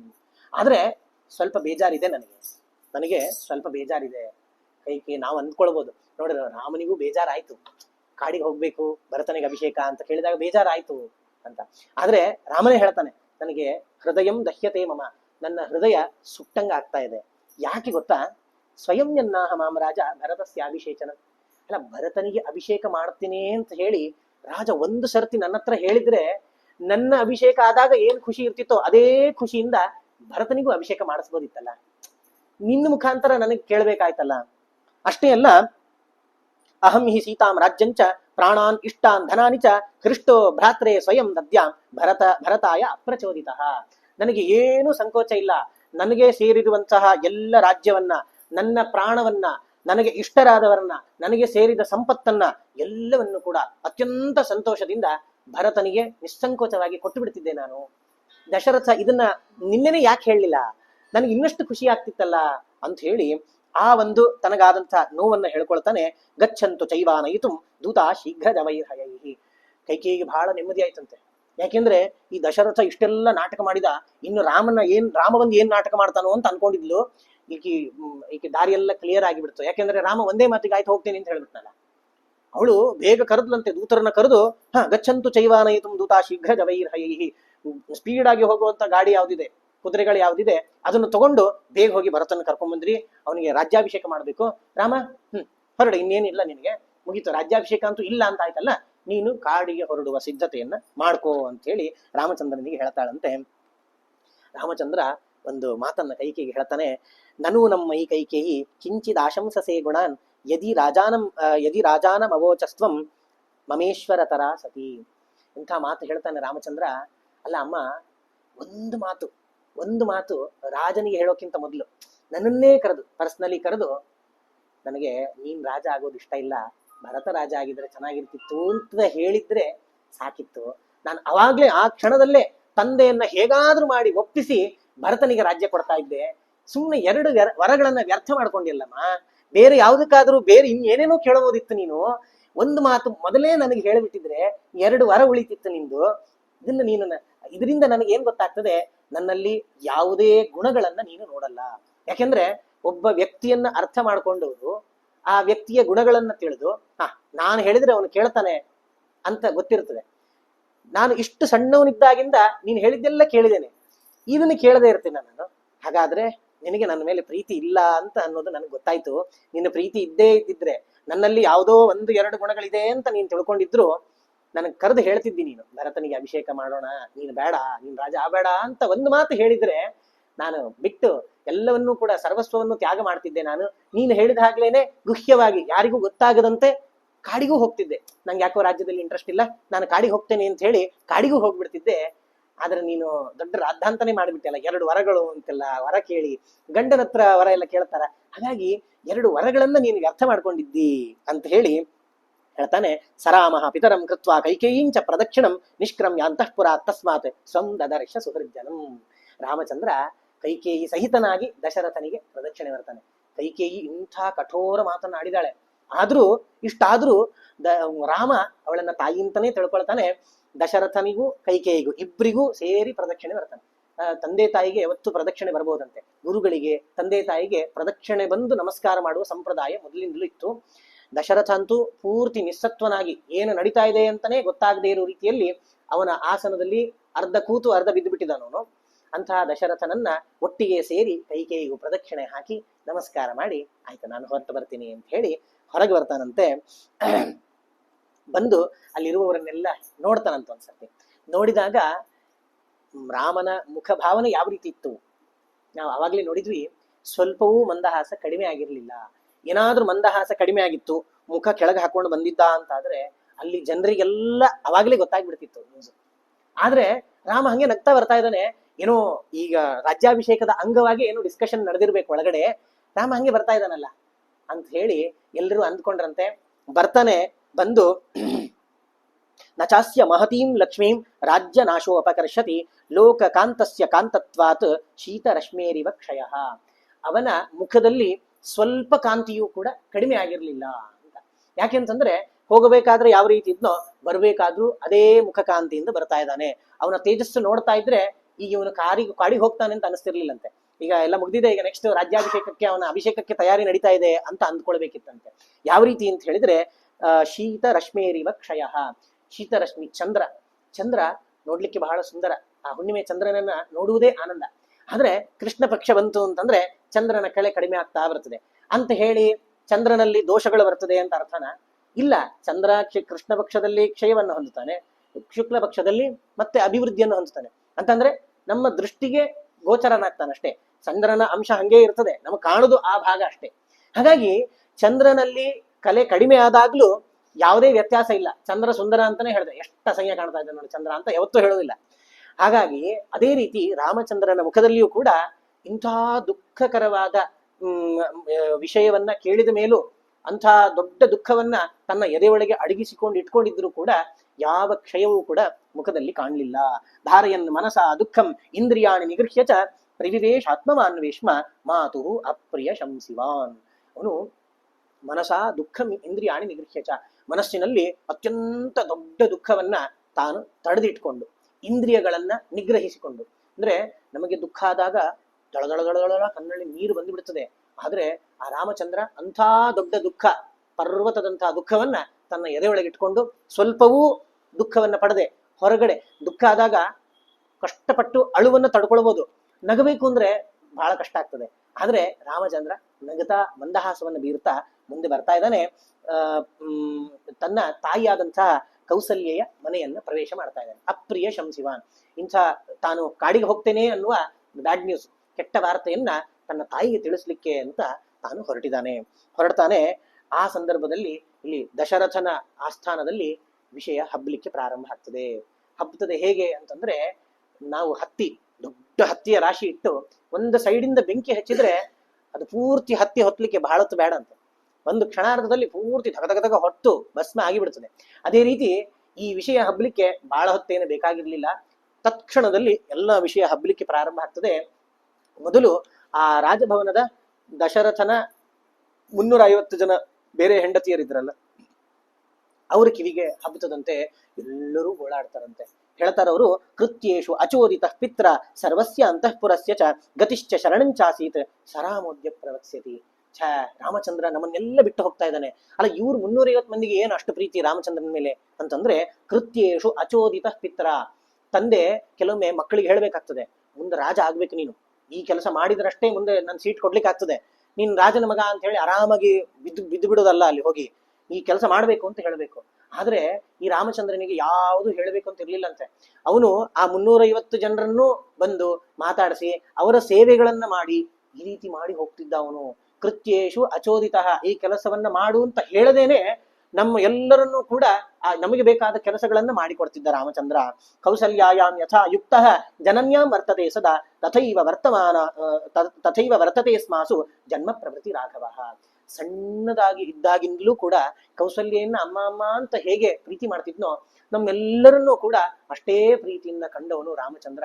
ಅಂಥ ರಾಮಚಂದ್ರ ನಮ್ಮನ್ನೆಲ್ಲ ಬಿಟ್ಟು ಇವತ್ತಿನ ದಿನ ಹೋಗ್ತಾ ಇದ್ದಾನಲ್ಲ ಅಂತ ಹೇಳಿ ಎಲ್ಲರೂ ಎದೆ ಬಡ್ಕೊಂಡು ಅಳ್ತಾ ಇದ್ದಾರೆ. ಈ ವಿಷಯ ಹಬ್ತಾ ಇದೆ. ರಾಮಚಂದ್ರ ತಾನು ಆ ಕೌಸಲ್ಯೆಯ ಮನೆಯನ್ನ ಪ್ರವೇಶ ಮಾಡ್ತಾ ಇದ್ದಾನೆ. ಕೌಸಲ್ಯಗೆ ಹೋಗಿ ನಮಸ್ಕಾರ ಮಾಡ್ತಾನೆ. ಕೌಸಲ್ಯೆ ಈಗಷ್ಟೇ ತಾನು ನಿತ್ಯದ ಪೂಜೆಗಳನ್ನ, ಯಾಕಂತಂದ್ರೆ ಅವತ್ತಿನ ದಿನ ಎಲ್ಲ ನಿರ್ವಿಘ್ನವಾಗಿ ಮುಗಿಬೇಕು ಅಭಿಷೇಕ ಕಾರ್ಯಗಳು ಅಂತ ಹೇಳಿ ಪೂಜೆ ನಡೆಸ್ತಾ ಇದ್ದಾಳೆ. ಕೌಸಲ್ಯಗೆ ಇನ್ನೂ ಗೊತ್ತಿಲ್ಲ ಪಾಪ. ಪೂಜೆ ನಡೆಸ್ತಾ ಇದ್ದಾಳೆ. ಪೂಜೆ ನಡೆಸ್ತಾ ಇರ್ಬೇಕಾದ್ರೆ ರಾಮಚಂದ್ರ ಬರ್ತಾನೆ. ರಾಮಚಂದ್ರ ಬಂದಿದೆಯಲ್ಲಪ್ಪ, ಬಹಳ ಖುಷಿ ಆಯ್ತು. ಇವತ್ತು ನೀನು ಒಂದು ಸ್ವಲ್ಪ ಫಲಾರ ಮಾಡಿ ಹೋಗ್ಬೇಕು ನಮ್ಮ ಮನೆಯಲ್ಲಿ, ಯಾಕಂದ್ರೆ ನಾಳೆ ರಾಜ ನೀನು ಬಹಳ ಕೆಲಸದಲ್ಲಿ ಬ್ಯುಸಿ ಆಗಿಬಿಡ್ತಿ. ಹಾಗಾಗಿ ಆ ರಾಮಚಂದ್ರನಿಗೆ ಆಸನವನ್ನು ಕೊಡ್ತಾಳಂತೆ. ಇವತ್ತು ಸತ್ಯಪ್ರತಿಜ್ಞನಾದಂತಹ ನಿನ್ನ ತಂದೆ ನಿನ್ನನ್ನ ರಾಜ್ಯಾಭಿಷೇಕವನ್ನ ಮಾಡ್ತಾನವನು. ಹಾಗಾಗಿ ನೀನು ಇನ್ಮೇಲೆ ನನಗೆ ಸಿಗ್ತೀಯೋ ಇಲ್ಲೋ, ಹಾಗಾಗಿ ನೀನು ಇಲ್ಲೇ ಸ್ವಲ್ಪ ಹೊತ್ತು ಇರು ನನ್ನೊಟ್ಟಿಗೆ ಅಂತ ಹೇಳಿ ತಾಯಿ ಹೇಳ್ತಾಳಂತೆ. ಸಸ್ವಭಾವ ವಿನೀತಶ್ಚ ಗೌರವಾಚ್ಚ ತಥಾನತಃ ಪ್ರಸ್ಥಿತೋ ದಂಡಕಾರಣ್ಯಂ ಆಪ್ರಷ್ಟುಂ ಉಪಚಕ್ರಮೆ. ತನ್ನ ತಾಯಿ ಮುಂದೆ ಎರಡೂ ಕೈಗಳನ್ನ ಚಾಚಿ, ಅವನಿಗೆ ಗೊತ್ತಾಗ್ತಿಲ್ಲ ಹೇಗೆ ಹೇಳಬೇಕು ಅಂತ. ರಾಮಚಂದ್ರನಿಗೆ ದುಃಖ ಇತ್ತಂತೆ. ಏನು, ತಾನು ಕಾಡಿಗೆ ಹೋಗ್ತೇನೆ ಅಂತ ದುಃಖ ಅಲ್ಲ, ಇವ್ರನ್ನೆಲ್ಲ ಕನ್ವಿನ್ಸ್ ಮಾಡ್ಬೇಕಲ್ಲ ನಾನು. ತಾಯಿಗೆ ನಾನು ಕಾಡಿಗೆ ಹೊರಟೆ ಅಂತಂದ್ರೆ ಹೆಂಗಾಗ್ಬಾರ್ದು, ಹೃದಯಾಘಾತ ಆಗ್ಬೇಕು. ಇದನ್ನ ಹೇಗೆ ಹೇಳಬೇಕು ಅಂತ ಆಲೋಚನೆ ಮಾಡ್ತಾ ಇದ್ದಾನಂತೆ ರಾಮಚಂದ್ರ. ದೇವಿ ನೂನಂ ನಜಾನೀಶೆ ಮಹದ್ ಭಯಂ ಉಪಸ್ಥಿತಂ. ತಾಯಿ, ನಿಂಗೊಂದು ದೊಡ್ಡ ಭಯದ ಸಂಗತಿ ಇವತ್ತು ನೀನ್ ಕೇಳಲಿಕ್ಕಿದ್ದೀನಿ. ಏನು ಅಂತಂದ್ರೆ, ಇದಂತವಚ ದುಃಖಾಯ ವೈದೇಹ್ಯ ಲಕ್ಷ್ಮಣಸ್ಯ ಚ. ಈ ಸುದ್ದಿ ಕೇಳೋದ್ರಿಂದ ನಿನಗೆ, ಲಕ್ಷ್ಮಣನಿಗೆ, ವೈದೇಹಿ ಯಾರ ಸೀತೆಗೆ, 3 ಜನರಿಗೂ ಕೂಡ ಬಹಳಷ್ಟು ದುಃಖ ಆಗ್ತದೆ. ಗಮಿಷ್ಯೆ ದಂಡಕಾರಣ್ಯಂ ಕಿಮನೇನಾಸನೇನಮೇ ವಿಷ್ಟರಾಸನ ಯೋಗ್ಯೋ ಹಿ ಕಾಲೋಯಂ ಮಾಂ ಉಪಸ್ಥಿತ. ಅವನು ಹೇಳ್ತಾನೆ, ನನಗೆ ಯಾಕೋ ಈ ರಾಜ್ಯಾಭಿಷೇಕ ಎಲ್ಲ ಬೇಡ ಅಂತ ಅನಿಸ್ತಾ ಇದೆ. ಯಾಕೆ, ಆ ಸಿಂಹಾಸನದಲ್ಲಿ ಕೂಡ್ಲಿಕ್ಕೆ ನನಗೆ ಕಾಲ ಅಲ್ಲ ಇದು, ನನಗೆ ದರ್ಬೆ ಆಸನದಲ್ಲಿ ಕೂಡ್ಬೇಕು ಅಂತ ಅನಿಸ್ತಾ ಇದೆ. ಹಾಗಾಗಿ ನಾನು ದಂಡಕಾರಣ್ಯಕ್ಕೆ ಹೋಗ್ತೀನಿ ಅಂತ. ಆಸನ ಎರಡೂ ಕಡೆ ಇರ್ತದೆ, ಆದ್ರೆ ಇಲ್ಲಿ ರಾಜ್ಯದಲ್ಲಿ ಸಿಂಹಾಸನ, ಕಾಡಿಗೆ ಹೋದ್ರೆ ದರ್ಬೆಯೇ ಆಸನ. ಮಲಗೋದು, ಏಳೋದು, ಕೂಡೋದು ಎಲ್ಲವೂ ಕೂಡ ದರ್ಬೆಯಲ್ಲೇ. ಹಾಗಾಗಿ ನನಗೆ ಆ ಕಾಲ ಬಂದಿಲ್ಲ, ನನಗೆ ಈಗ ದರ್ಭಾಸನದಲ್ಲಿ ಕೂಡುವಂತಹ ಕಾಲ ಬಂದಿದೆ. ನಾನು ದಂಡಕಾರಣ್ಯಕ್ಕೆ ಹೋಗ್ತೇನೆ, ನನಗೆ ನೀನು ಅನುಮತಿಯನ್ನು ಕೊಡಬೇಕು ಅಂತ ಹೇಳಿ ಯಾವುದೇ ಮುಖ ವಿಕಾರ ಇಲ್ಲದೆ ಸಂತೋಷದಿಂದಲೇ ಕೇಳ್ತಾ ಇದ್ದಾನಂತೆ. ಆದರೆ ತಾಯಿ ಕೌಸಲ್ಯೆ ಸಾ ನಿಕೃತ್ತೇವ ಸಾಲಸ್ಯ ಯಷ್ಟಿ ಪರಶುನಾವನೆ ಪಪಾತ ಸಹಸಾ ದೇವಿ ದೇವತೇವ ದಿವಶ್ಚ್ಯುತ. ಅವಳು ಈ ವಿಷಯ ಕೇಳಿದ ಕೂಡಲೇ ಕಾಡಲ್ಲಿ ಸಾಲ ವೃಕ್ಷಗಳು ಅಂತ ಅಂದ್ರೆ ಉದ್ದುದ್ದ ಬೆಳೆದ ಮರಗಳು, ಆ ಮರಗಳನ್ನ ಬುಡದಿಂದ ಕಡ್ದಾಗ ಧಪ್ ಅಂತ ಬೀಳ್ತಾವು. ಅದೇ ರೀತಿ ತನ್ನ ಶರೀರದಲ್ಲಿ ಏನು ಕಂಟ್ರೋಲ್ ಇಲ್ಲದೆ ಈ ವಿಷಯ ಕೇಳಿದ ಮಾತ್ರಕ್ಕೆ ಆ ಕೌಸಲ್ಯ ಧಪ್ ಅಂತ ಕೆಳಗೆ ಬೀಳ್ತಾಳಂತೆ. ಬಿದ್ದಿದ್ದಾಳೆ. ಅಲ್ಲಿ ಪೂಜಾ ಸಾಮಗ್ರಿಗಳೆಲ್ಲ ಇಟ್ಟಿದ್ದಾರೆ, ಅದ್ರ ಮೇಲೆ ಬಿದ್ದು ಕುಂಕುಮ ಅರಿಶಿನ ಎಲ್ಲ ಅವಳ ಮೈ ಮೇಲೆ ಬಿದ್ದು ಬಿಟ್ಟಿದೆ ಅಂತೆ. ಅಂತಹ ಕೌಸಲ್ಯೆಯನ್ನ ರಾಮಚಂದ್ರ ಬಹಳ ಬೇಸರ ಪಟ್ಟು ಅವಳನ್ನು ಎಬ್ಬಿಸ್ತಾನಂತೆ. ಎಬ್ಬಿಸಿ, ಯದಿ ಪುತ್ರ ನಜಾಯೇಥ ಮಮ ಶೋಕಾಯ ರಾಘವ. ಅವಳು ಚೇತರಿಸ್ಕೊಳ್ತಾಳಂತೆ. ಎಂಥ ಸುದ್ದಿ ಹೇಳಿದ್ಯಪ್ಪ, ನನ್ನ ಕೈಲಿ ತಡ್ಕೊಳ್ಲಿಕ್ಕೆ ಆಗ್ತಾ ಇಲ್ಲ. ಒಂದು ವೇಳೆ ನನಗೆ ಮೊದಲು ಮಕ್ಕಳು ಇರ್ಲಿಲ್ಲ, ನಾನು ಮಕ್ಕಳು ಇಲ್ಲದೇ ಇದ್ರೇನೆ ಚೆನ್ನಾಗಿರ್ತಿದ್ನೋ ಏನೋ. ಯಾಕೆಂದ್ರೆ ನಿನ್ನಂಥ ಇಂಥ ಒಳ್ಳೆಯ ಧರ್ಮಜ್ಞನಾದ ಸತ್ಯಸಂಧನಾದ ಮಗನನ್ನ ಪಡೆದು ಅಂತಹ ಮಗ ಕಾಡಿಗೆ ಹೋಗೋದನ್ನ ನೋಡೋ ಭಾಗ್ಯ ಬಂದಿದೆ ಅಲ್ಲ ನನಗೆ. ಅದಕ್ಕಿಂತ ಏಕ ಏವ ಹಿ ವಂದ್ಯಾಯ ಶೋಕೋ ಭವತಿ ಮಾನಸಃ ಅಪ್ರಜಾಸ್ಮೀತಿ ಸಂತಾಪೋ ನಹ್ಯನ್ಯ ಪುತ್ರ ವಿದ್ಯತೆ. ಒಂದು ವೇಳೆ ನಾನು ಬಂಜೆ ಆಗಿದ್ದೆ ಅಂತಾದ್ರೆ ನನಗೆ ಅದೊಂದೇ ತೊಂದರೆ ಇರ್ತಿತ್ತು, ನನಗೆ ಮಕ್ಕಳಿಲ್ಲ ಅನ್ನೋದು ಅದೊಂದೇ ಸಮಸ್ಯೆ ಇರ್ತಿತ್ತು. ಆದ್ರೆ ಈ ರೀತಿ ಇಂಥ ಮಗನನ್ನ ಪಡೆದು ಮಗನನ್ನ ಕಾಡಿಗೆ ಕಳಿಸೋದನ್ನ ನನ್ನ ಕಣ್ಣಾರೆ ನೋಡ್ಬೇಕು ಅಂದ್ರೆ ನನ್ನ ಕೈಲಿ ತಡಿಲಿಕ್ಕೆ ಆಗ್ತಾ ಇಲ್ಲಪ್ಪ. ನಿತ್ಯ ಕ್ರೋಧತೆಯ ತಸ್ಯಾಹ ಕಥಂ ನು ಖರವಾದಿ ತತ್ ಕೈಕೇಯ ವದನಂ ದ್ರಷ್ಟುಂ ಪುತ್ರ ಶಕ್ಷ್ಯಾಮಿ ದುರ್ಗತ. ಹೇಳಿದಿ ಕೈಕೇಯಿ ಈ ರೀತಿ ವರ ಕೇಳಿ ಕಳಿಸಿದಾಳೆ ಅಂತ ಹೇಳಿ, ಆದ್ರೆ ನೀನು ಹೋದಿ ಅಂತ ಇಟ್ಕೋ ಕಾಡಿಗೆ, ನಿತ್ಯ ದಿನಾನು ಆ ಕೈಕೇಯಿಯ ಮುಖವನ್ನ ನಾವು ನೋಡ್ಬೇಕಲ್ಲ. ಆ ಕೈಕೇಯಿಯ ಮುಖವನ್ನ ಅವಳ ಕಠೋರವಾದ ಖುರವಾದಿತತು ಕಠೋರವಾದಂತಹ ಮಾತನ್ನ ಕೇಳಿಕೊಂಡು ಅವಳ ಮುಖವನ್ನ ನೋಡ್ಕೊಂಡು ಯಾವ ಶಿಕ್ಷೆಯನ್ನ ಅನುಭವಿಸ್ಲಿಕ್ಕಿದೆ ನಾವು ಮುಂದೆ ಇನ್ನು. ಎಂಥ ದುರ್ವಿಧಿ ಬಂದ್ಬಿಡ್ತು.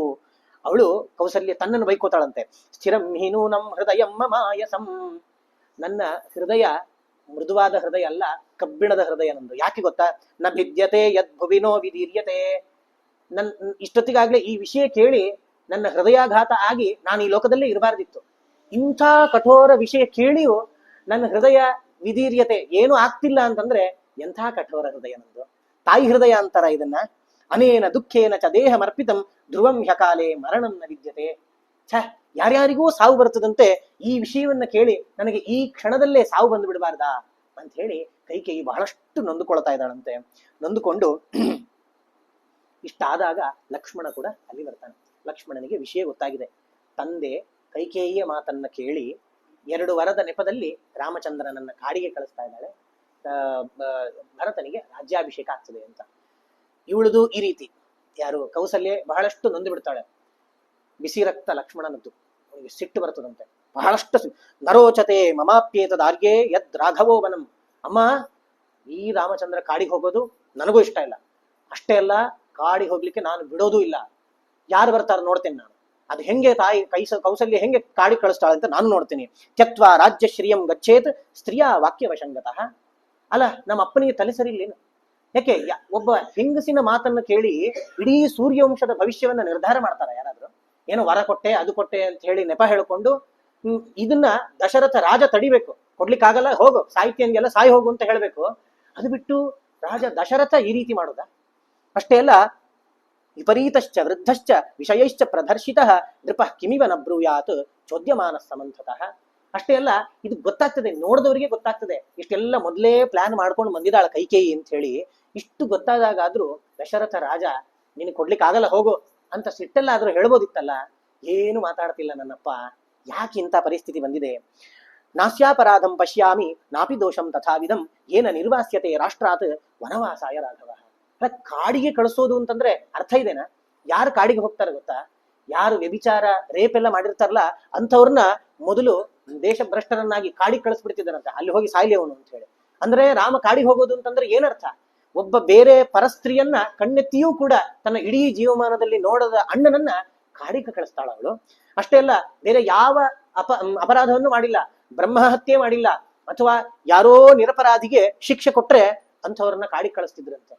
ಅಂತ ಯಾವ ಅಪರಾಧವನ್ನು ಮಾಡದೇ ಇರುವಂತಹ ರಾಮಚಂದ್ರನನ್ನ ಕಾಡಿಗಟ್ಟುವುದು ಅಂತಂದ್ರೆ ಇದಕ್ಕೆ ಅರ್ಥ ಇದೆನಾ? ದೇವ ಕಲ್ಪಂ ಮೃಜುಂ ದಾಂತಂ ರಿಪೂಣಾಮಪಿ ವತ್ಸಲಂ ಅವೇಕ್ಷಮಾಣಕ್ಕೋ ಧರ್ಮಂ ತ್ಯಜ್ಯೇತ್ ಪುತ್ರಂ ಅಕಾರಣಾತ್. ಕಾರಣನೇ ಇಲ್ಲ. ಯಾವ ಕಾರಣ? ಅದು ಎಂಥ ಇವನು ಮಗ. ಈಗ ಸ್ವಲ್ಪ ಕೆಲವೊಮ್ಮೆ ಮಕ್ಕಳೇ ಸರಿ ಇರುವುದಿಲ್ಲ, ಸ್ವಲ್ಪ ಏನೋ ದೋಷಗಳಿರ್ತದೆ. ಅಂಥ ದೋಷಗಳಿದ್ದಾಗ್ಲೇ ತಂದೆ ತಾಯಿಯಂದ್ರು ಮಕ್ಕಳನ್ನ ಬಿಟ್ಕೊಡೋದಿಲ್ಲ.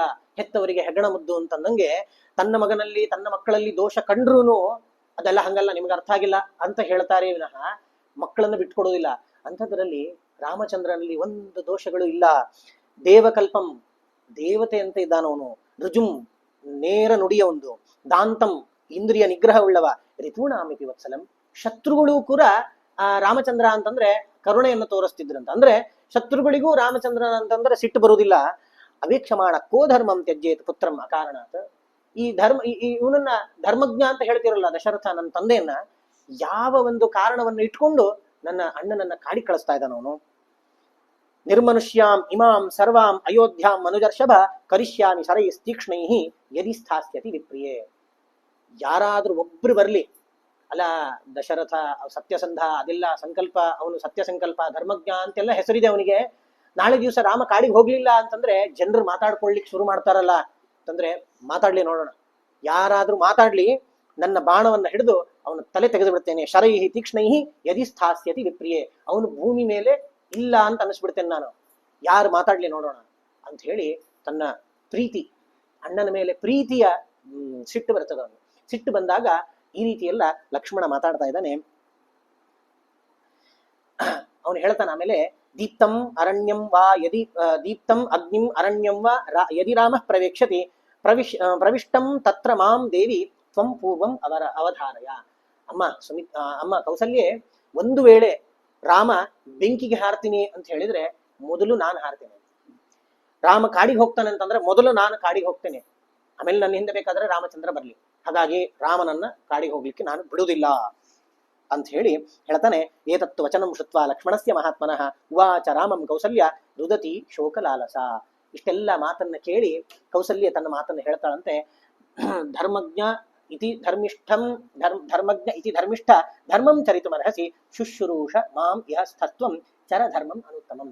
ಕೌಸಲ್ಯೆ ರಾಮಚಂದ್ರನನ್ನ ಸ್ವಲ್ಪ ಸಿಕ್ಕಾಕ್ಸ್ಲಿಕ್ಕೆ ನೋಡ್ತಾಳೆ. ಅಂದ್ರೆ ರಾಮಚಂದ್ರ ಕಾಡಿಗೆ ಹೋಗ್ಬಾರ್ದು, ಈಗ ಅದಕ್ಕೆ ನಾನು ಮಾತಿನ ಮೂಲಕ ಆ ರಾಮಚಂದ್ರನನ್ನ ತಡಿಬೇಕು. ಸುಮ್ನೆ ನಿಲ್ಲು ನಿಲ್ಲು ಅಂತಂದ್ರೆ ಇಲ್ಲ ಇಲ್ಲ ಅಂತ ಹೇಳ್ತಾನವನು. ಅದಕ್ಕೆ ಒಂದು ಮಾತು ಹೇಳ್ತಾಳ, ನೋಡಪ್ಪ, ತಂದೆ ಆಜ್ಞೆಯನ್ನ ಅವಶ್ಯವಾಗಿ ಪರಿಪಾಲನೆ ಮಾಡ್ಬೇಕು, ಅದೇ ರೀತಿ ತಾಯಿಯ ಆಜ್ಞೆಯನ್ನು ಪರಿಪಾಲನೆ ಮಾಡಬೇಕು. ಈಗ ಕೆಲವೊಮ್ಮೆ ಏನಾಗ್ತದೆ, ತಂದೆಯೂ ಆಜ್ಞೆ ಮಾಡುವುದು ತಾಯಿಯೂ ಆಜ್ಞೆ ಮಾಡುವುದು ಅಂತ ಆದಾಗ ಯಾರ ಆಜ್ಞೆಯನ್ನ ಪರಿಪಾಲನೆ ಮಾಡ್ಬೇಕು ಅಂತಂದ್ರೆ ಕೌಸಲ್ಯ ಹೇಳ್ತಾಳೆ, ತಾಯಿಯ ಆಜ್ಞೆಯನ್ನು ಪರಿಪಾಲನೆ ಮಾಡಬೇಕು. ಯಾಕೆ? ಮೊದಲು ಹೇಳೋದೇ ಮಾತೃದೇವೋ ಭವ, ಆಮೇಲೆ ಪಿತೃದೇವೋ ಭವ ಅಂತ ಹೇಳುದು. ಹಾಗಾಗಿ ಮಾತೃದೇವೋ ಭವ, ನಾನು ನಿನ್ನ ತಾಯಿ ಹೇಳ್ತಾ ಇದ್ದೇನೆ, ನೀನು ಕಾಡಿಗೆ ಹೋಗ್ಬೇಡ. ಅಲ್ಲ, ತಂದೆ ಹೇಳಿದಾನಲ್ಲ ಅಂತಂದ್ರೆ ತಾಯಿ ಮೊದಲ ದೇವತೆ, ತಂದೆ ಆಮೇಲೆ ಬರುವುದಲ್ಲ. ನಾನು ಹೇಳ್ತಾ ಇದ್ದೇನೆ, ನೀನು ಕಾಡಿಗೆ ಹೋಗ್ಬೇಡ, ನಾನು ಬಾ, ನನ್ನ ಸೇವೆ ಮಾಡ್ಬೇಕಾಗಿದೆ, ತಾಯಿಯ ಸೇವೆ ಮಾಡೋದಕ್ಕೋಸ್ಕರ ನೀನು ಇಲ್ಲೇ ಇದ್ದೀನಿ ಅಂತ ಹೇಳಿ ಇಲ್ಲೇ ಇದ್ದು ಬಿಡು.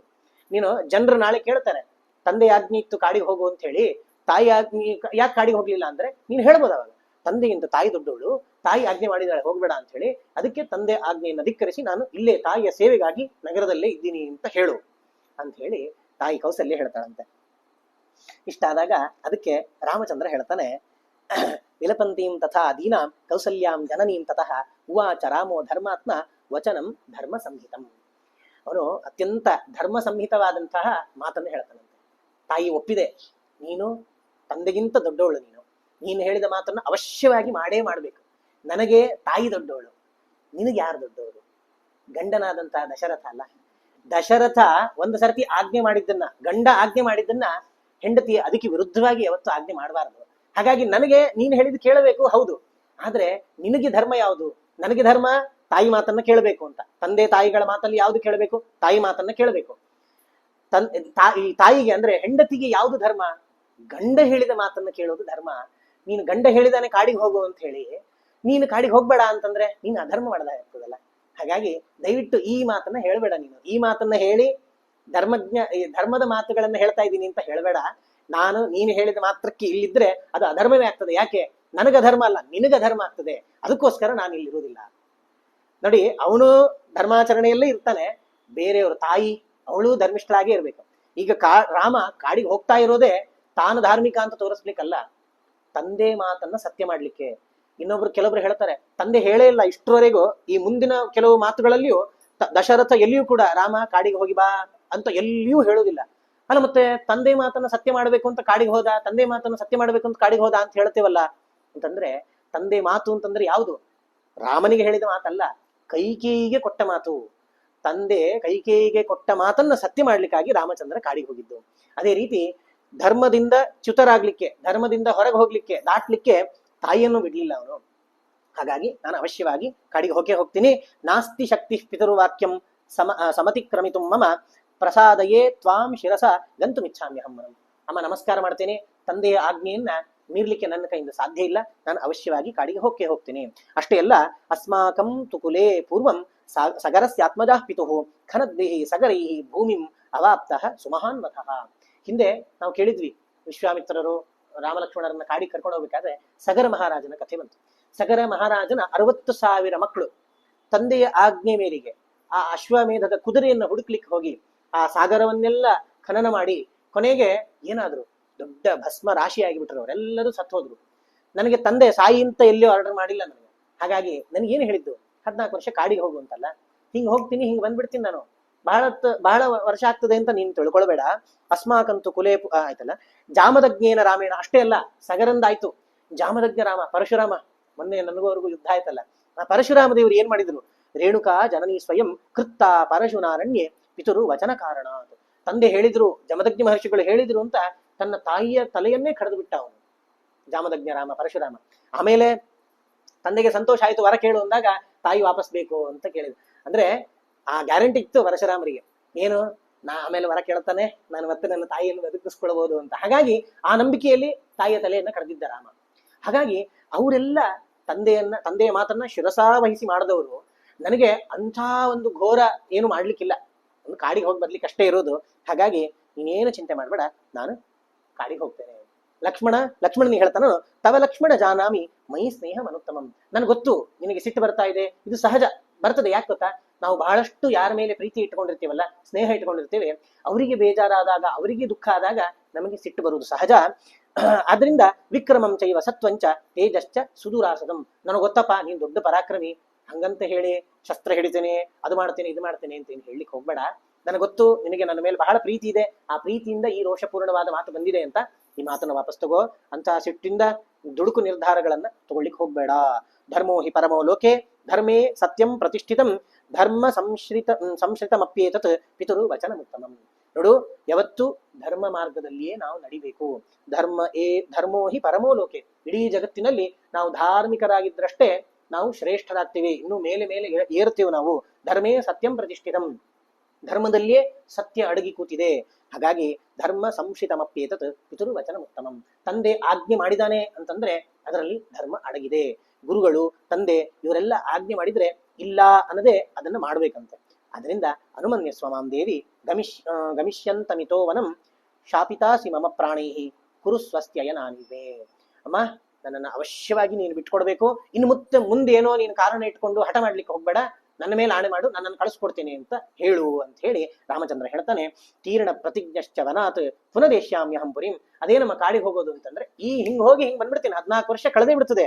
ನಾನು ನೋಡು, ಇನ್ನು 14 ವರ್ಷ ಇಷ್ಟು ಬೇಗ ಕಳೀತಾ ಅಂತ ಹೇಳ್ಬೇಕು ನೀನು. ನಾನು ಹೋಗಿ ವಾಪಸ್ ಬಂದು ನೀನು ಕಾಲಿಗೆ ನಮಸ್ಕಾರ ಮಾಡ್ತೇನೆ ನೋಡು. ನಾನು ಅವಾಗ ಅಂತಿ ನೀನೆ, ಇಷ್ಟು ಬೇಗ ಬಂದಿಯಲ್ಲ ನೀನು ಅಂತ ಹೇಳಿ ಖುಷಿ ಪಡ್ತೀನಿ ನೀನು. ತ್ವಯಾ ಮಯಾ ಚ ವೈದೇಹ್ಯ ಲಕ್ಷ್ಮಣೇನ ಸಮಿತ್ರಯ ಪಿತುರ್ ನಿಯೋಗೆ ಸ್ಥಾತವ್ಯಂ ಏಷ ಧರ್ಮ ಸನಾತನಃ.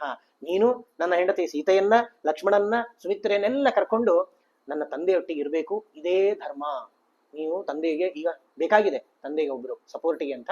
ಹಾಗಾಗಿ ನೀವು ತಂದೆಯೊಟ್ಟಿಗೆ ಇರಬೇಕು, ಇದೇ ಧರ್ಮ ಅಂತ ಹೇಳಿ ಆ ತಾಯಿಗೆ ಹೇಳ್ತಾನೆ. ಇಷ್ಟಾದಾಗ ಕೊನೆಯೇ ಒಂದು ಮಾತನ್ನು ಹೇಳ್ತಾನೆ ರಾಮಚಂದ್ರ. ಯಾರ ಆಜ್ಞೆಯನ್ನ ಪಾಲನೆ ಮಾಡಬೇಕು, ಹೇಗೆ ಪಾಲನೆ ಮಾಡಬೇಕು ಅಂತ. ಗುರುಶ್ಚ ರಾಜಾಚ ಪಿತಾಚ ವೃದ್ಧ. ತನ್ನ ತಂದೆಯ ಆಜ್ಞೆಯನ್ನ ಪಾಲನೆ ಮಾಡ್ತಾ ಇದ್ದಾನೆ. ಅವನು ಬರೀ ತಂದೆ ಅಷ್ಟೇ ಅಲ್ಲಂತೆ, ಗುರುಶ್ಚ, ತನಗೆ ಎಷ್ಟೋ ವಿದ್ಯಾಭ್ಯಾಸದಲ್ಲಿ ಹೇಳಿಕೊಟ್ಟ ಗುರು ಅವನು. ರಾಜ ಅಷ್ಟೇ ಅಲ್ಲ, ದೇಶದ ರಾಜ ಅವನು. ಪಿತಾಚ ವೃದ್ಧ, ಹಿರಿಯನೂ ಆಗಿದ್ದಾನೆ, ನನ್ನ ತಂದೆಯೂ ಆಗಿದ್ದಾನೆ.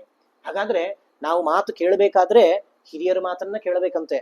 ರಾಜ ಆಜ್ಞೆ ಮಾಡಿದ್ರೆ ಅದಕ್ಕಿಲ್ಲ ಅನ್ನದೇ ಅದನ್ನ ಮಾಡ್ಬೇಕಂತೆ. ಗುರುಗಳು ಆಜ್ಞೆ ಮಾಡಿದರೆ ಅದನ್ನ ಕೇಳಬೇಕಂತೆ. ಆದ್ರೆ ನನಗೆಲ್ಲವೂ ತಂದೆ ಆಗಿದ್ದಾನಲ್ಲ, ತಂದೆ ಗುರುವೂ ಹೌದು, ರಾಜನೂ ಹೌದು, ಹಿರಿಯನು ವೃದ್ಧನೂ ಹೌದು. ಹಾಗಾಗಿ ಅಂಥವರು ಕ್ರೋಧಾತ್ ಪ್ರಹರ್ಷಾತ್ ಅಥವಾ ಅಪಿ ಕಾಮಾತ್, ಏನೋ ಸಿಟ್ಟು ಬಂದು ಬೈದು ಆದೇಶ ಮಾಡಿದರೂ ಕೂಡ, ಆ ಉದ್ದಾಲಕನಿಗೆ ಕೇದಾರ ಖಂಡಂಬದಾನ ಅಂತ ಗುರುಗಳು ಸಿಟ್ಟಲ್ಲಿ ಹೇಳಿಬಿಟ್ರು, ಹೋಗಿ ಅಲ್ಲಿ ನೀರು ಬರ್ತಾ ಇದೆ, ಆ ನೀರನ್ನ ಕಟ್ಟಿ ನಿಲ್ಲೋ ಹಂಗೆ ಮಾಡು ಅಂತ. ಆ ನೀರನ್ನು ಅವನು ಪಾಪ ಹೋಗಿ ಆ ನೀರನ್ನ ನಿಲ್ಲಿಸ್ಲಿಕ್ಕೆ ಪ್ರಯತ್ನ ಪಡ್ತಾನೆ. ನೀರು ನಿಲ್ಲದೆ ಇರೋದನ್ನ ನೋಡಿ ತಾನು ಅಡ್ಡವಾಗಿ ಮಲ್ಕೊಂಡ್ಬಿಡ್ತಾನೆ. ಗುರುಗಳು ರಾತ್ರಿ ಅದು ಬರ್ಲಿಲ್ಲ ಅಂತ ನೋಡಿದ್ರೆ ಅವನು ಹುಡುಕೊಂಡು ಹೋಗ್ತಾರೆ. ಕಾಡಲ್ಲಿ ಆ ನೀರಿಗೆ ಮಧ್ಯವಾಗಿ ಮಲ್ಕೊಂಡ್ಬಿಟ್ಟಿದ್ದಾನೆ. ಅಲ್ಲ ಗುರುಗಳೇ, ನೀವೇ ಹೇಳಿದ್ರಲ್ಲ ಅಂದ್ರೆ, ಸಿಟ್ಟಲ್ಲಿ ಹೇಳಿದ್ರು ಆ ಮಾತನ್ನ ಕೇಳಬೇಕು ಗುರುಗಳು ಅಂತಾದ್ರೆ, ತಂದೆ ಅಂತಾದ್ರೆ. ಆದ್ರೆ ನನಗೆ ಎಲ್ಲವೂ ದಶರಥನೇ ಆಗಿದ್ದಾನೆ. ಹಾಗಾಗಿ ಅವನು ಸಿಟ್ಟಲ್ಲಿ ಹೇಳಿದ್ರು ನಾನು ಕೇಳಲೇಬೇಕಾಗಿದೆ. ಯದ್ ವ್ಯಾದಿಶೇತ್ ಕಾರ್ಯಂ ಅವೇಕ್ಷ ಧರ್ಮಂ ಕಸ್ತಂ ನ ಕುರ್ಯಾತ್ ಅಂದ್ರಶಂಸ ವೃತ್ತಿ. ಹಾಗಾಗಿ ಅಂಥವನು ಒಳ್ಳೆಯ ಸದ್ಗತಿಗಳನ್ನ, ಸ್ವರ್ಗವನ್ನ ಪಡಿತಾನೆ. ಯಾರು ವಿಚಾರ ಮಾಡದೇನೆ ಗುರುಗಳ, ಹಿರಿಯರ, ರಾಜನ, ತಂದೆಯ ಆಜ್ಞೆಯನ್ನ ಪಾಲನೆ ಮಾಡ್ತಾರೋ ಅವರು ನಿಸ್ಸಂಶಯವಾಗಿ ಉತ್ತಮ ಲೋಕವನ್ನು ಪಡಿತಾರೆ. ಹಾಗಾಗಿ ನಾನು ಅವಶ್ಯವಾಗಿ ಕಾಡಿಗೆ ಹೋಗ್ತೇನೆ, ನನಗೆ ನೀವು ಅನುಮತಿಯನ್ನು ಕೊಡಬೇಕು ಅಂತ ಹೇಳಿ ರಾಮಚಂದ್ರ ಹೇಳ್ತಾ ಇದ್ದಾನೆ. ಕೌಸಲ್ಯಗೆ ದುಃಖ ತಡಿಲಿಕ್ಕೆ ಆಗ್ತಾ ಇಲ್ಲ. ಯಸ್ಯ ಭೃತ್ಯಾಶ್ಚ ದಾಸಾಶ್ಚ ಮೃಷ್ಟಾನ್ಯನ್ನಾನಿ ಭುಂಜತೆ ಕಥಂ ಸ ಭುಕ್ಷತೆ ರಾಮೋ ವನೇ ಮೂಲ ಫಲಾನ್ಯಯಂ. ಈಗ ಕಾಡಿಗೆ ಹೋಗೋದು ಅಂತ ಸಿದ್ಧ ಆಯ್ತು. ಕಾಡಿಗೆ ಹೋದ್ಮೇಲೆ ಏನು ಪರಿಸ್ಥಿತಿ? ರಾಮನ ಸೇವಕರು ಭೃತ್ಯರು ಅವರೆಲ್ಲರೂ ಕೂಡ ಮನೆಯಲ್ಲಿ ನಿತ್ಯ ಮೃಷ್ಟಾನ್ನವನ್ನು ಊಟ ಮಾಡುವರು. ಯಾಕೆ? ರಾಮನ ಸೇವಕರಾದ್ರಿಂದಾಗಿ ರಾಜನ ಸೇವೆ ಮಾಡಿಯವರು ಅವರೂ ಕೂಡ ಮನೆಯಲ್ಲಿ ಮೃಷ್ಟಾನ್ನವನ್ನು ಊಟ ಮಾಡುವರು.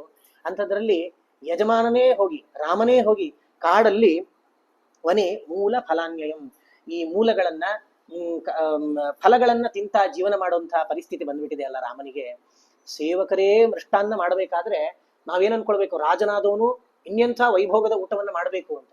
ಆದ್ರೆ ಯಜಮಾನನಾದ ರಾಜ ಫಲಗಳನ್ನ ಬೇರು ಇದನ್ನೆಲ್ಲ ತಿನ್ಕೊಂಡು ಬದುಕ್ತಾ ಇದ್ದಾನೆ. ಈ ಸೇವಕರು ಮೃಷ್ಟಾನ್ನವನ್ನ ಊಟ ಮಾಡ್ತಾ ಇದ್ದಾರೆ, ಎಂಥ ವೈಭೋಗ ಇದು ಅಂತ ಹೇಳಿ ಅವಳು ಹೇಳ್ತಾಳೆ.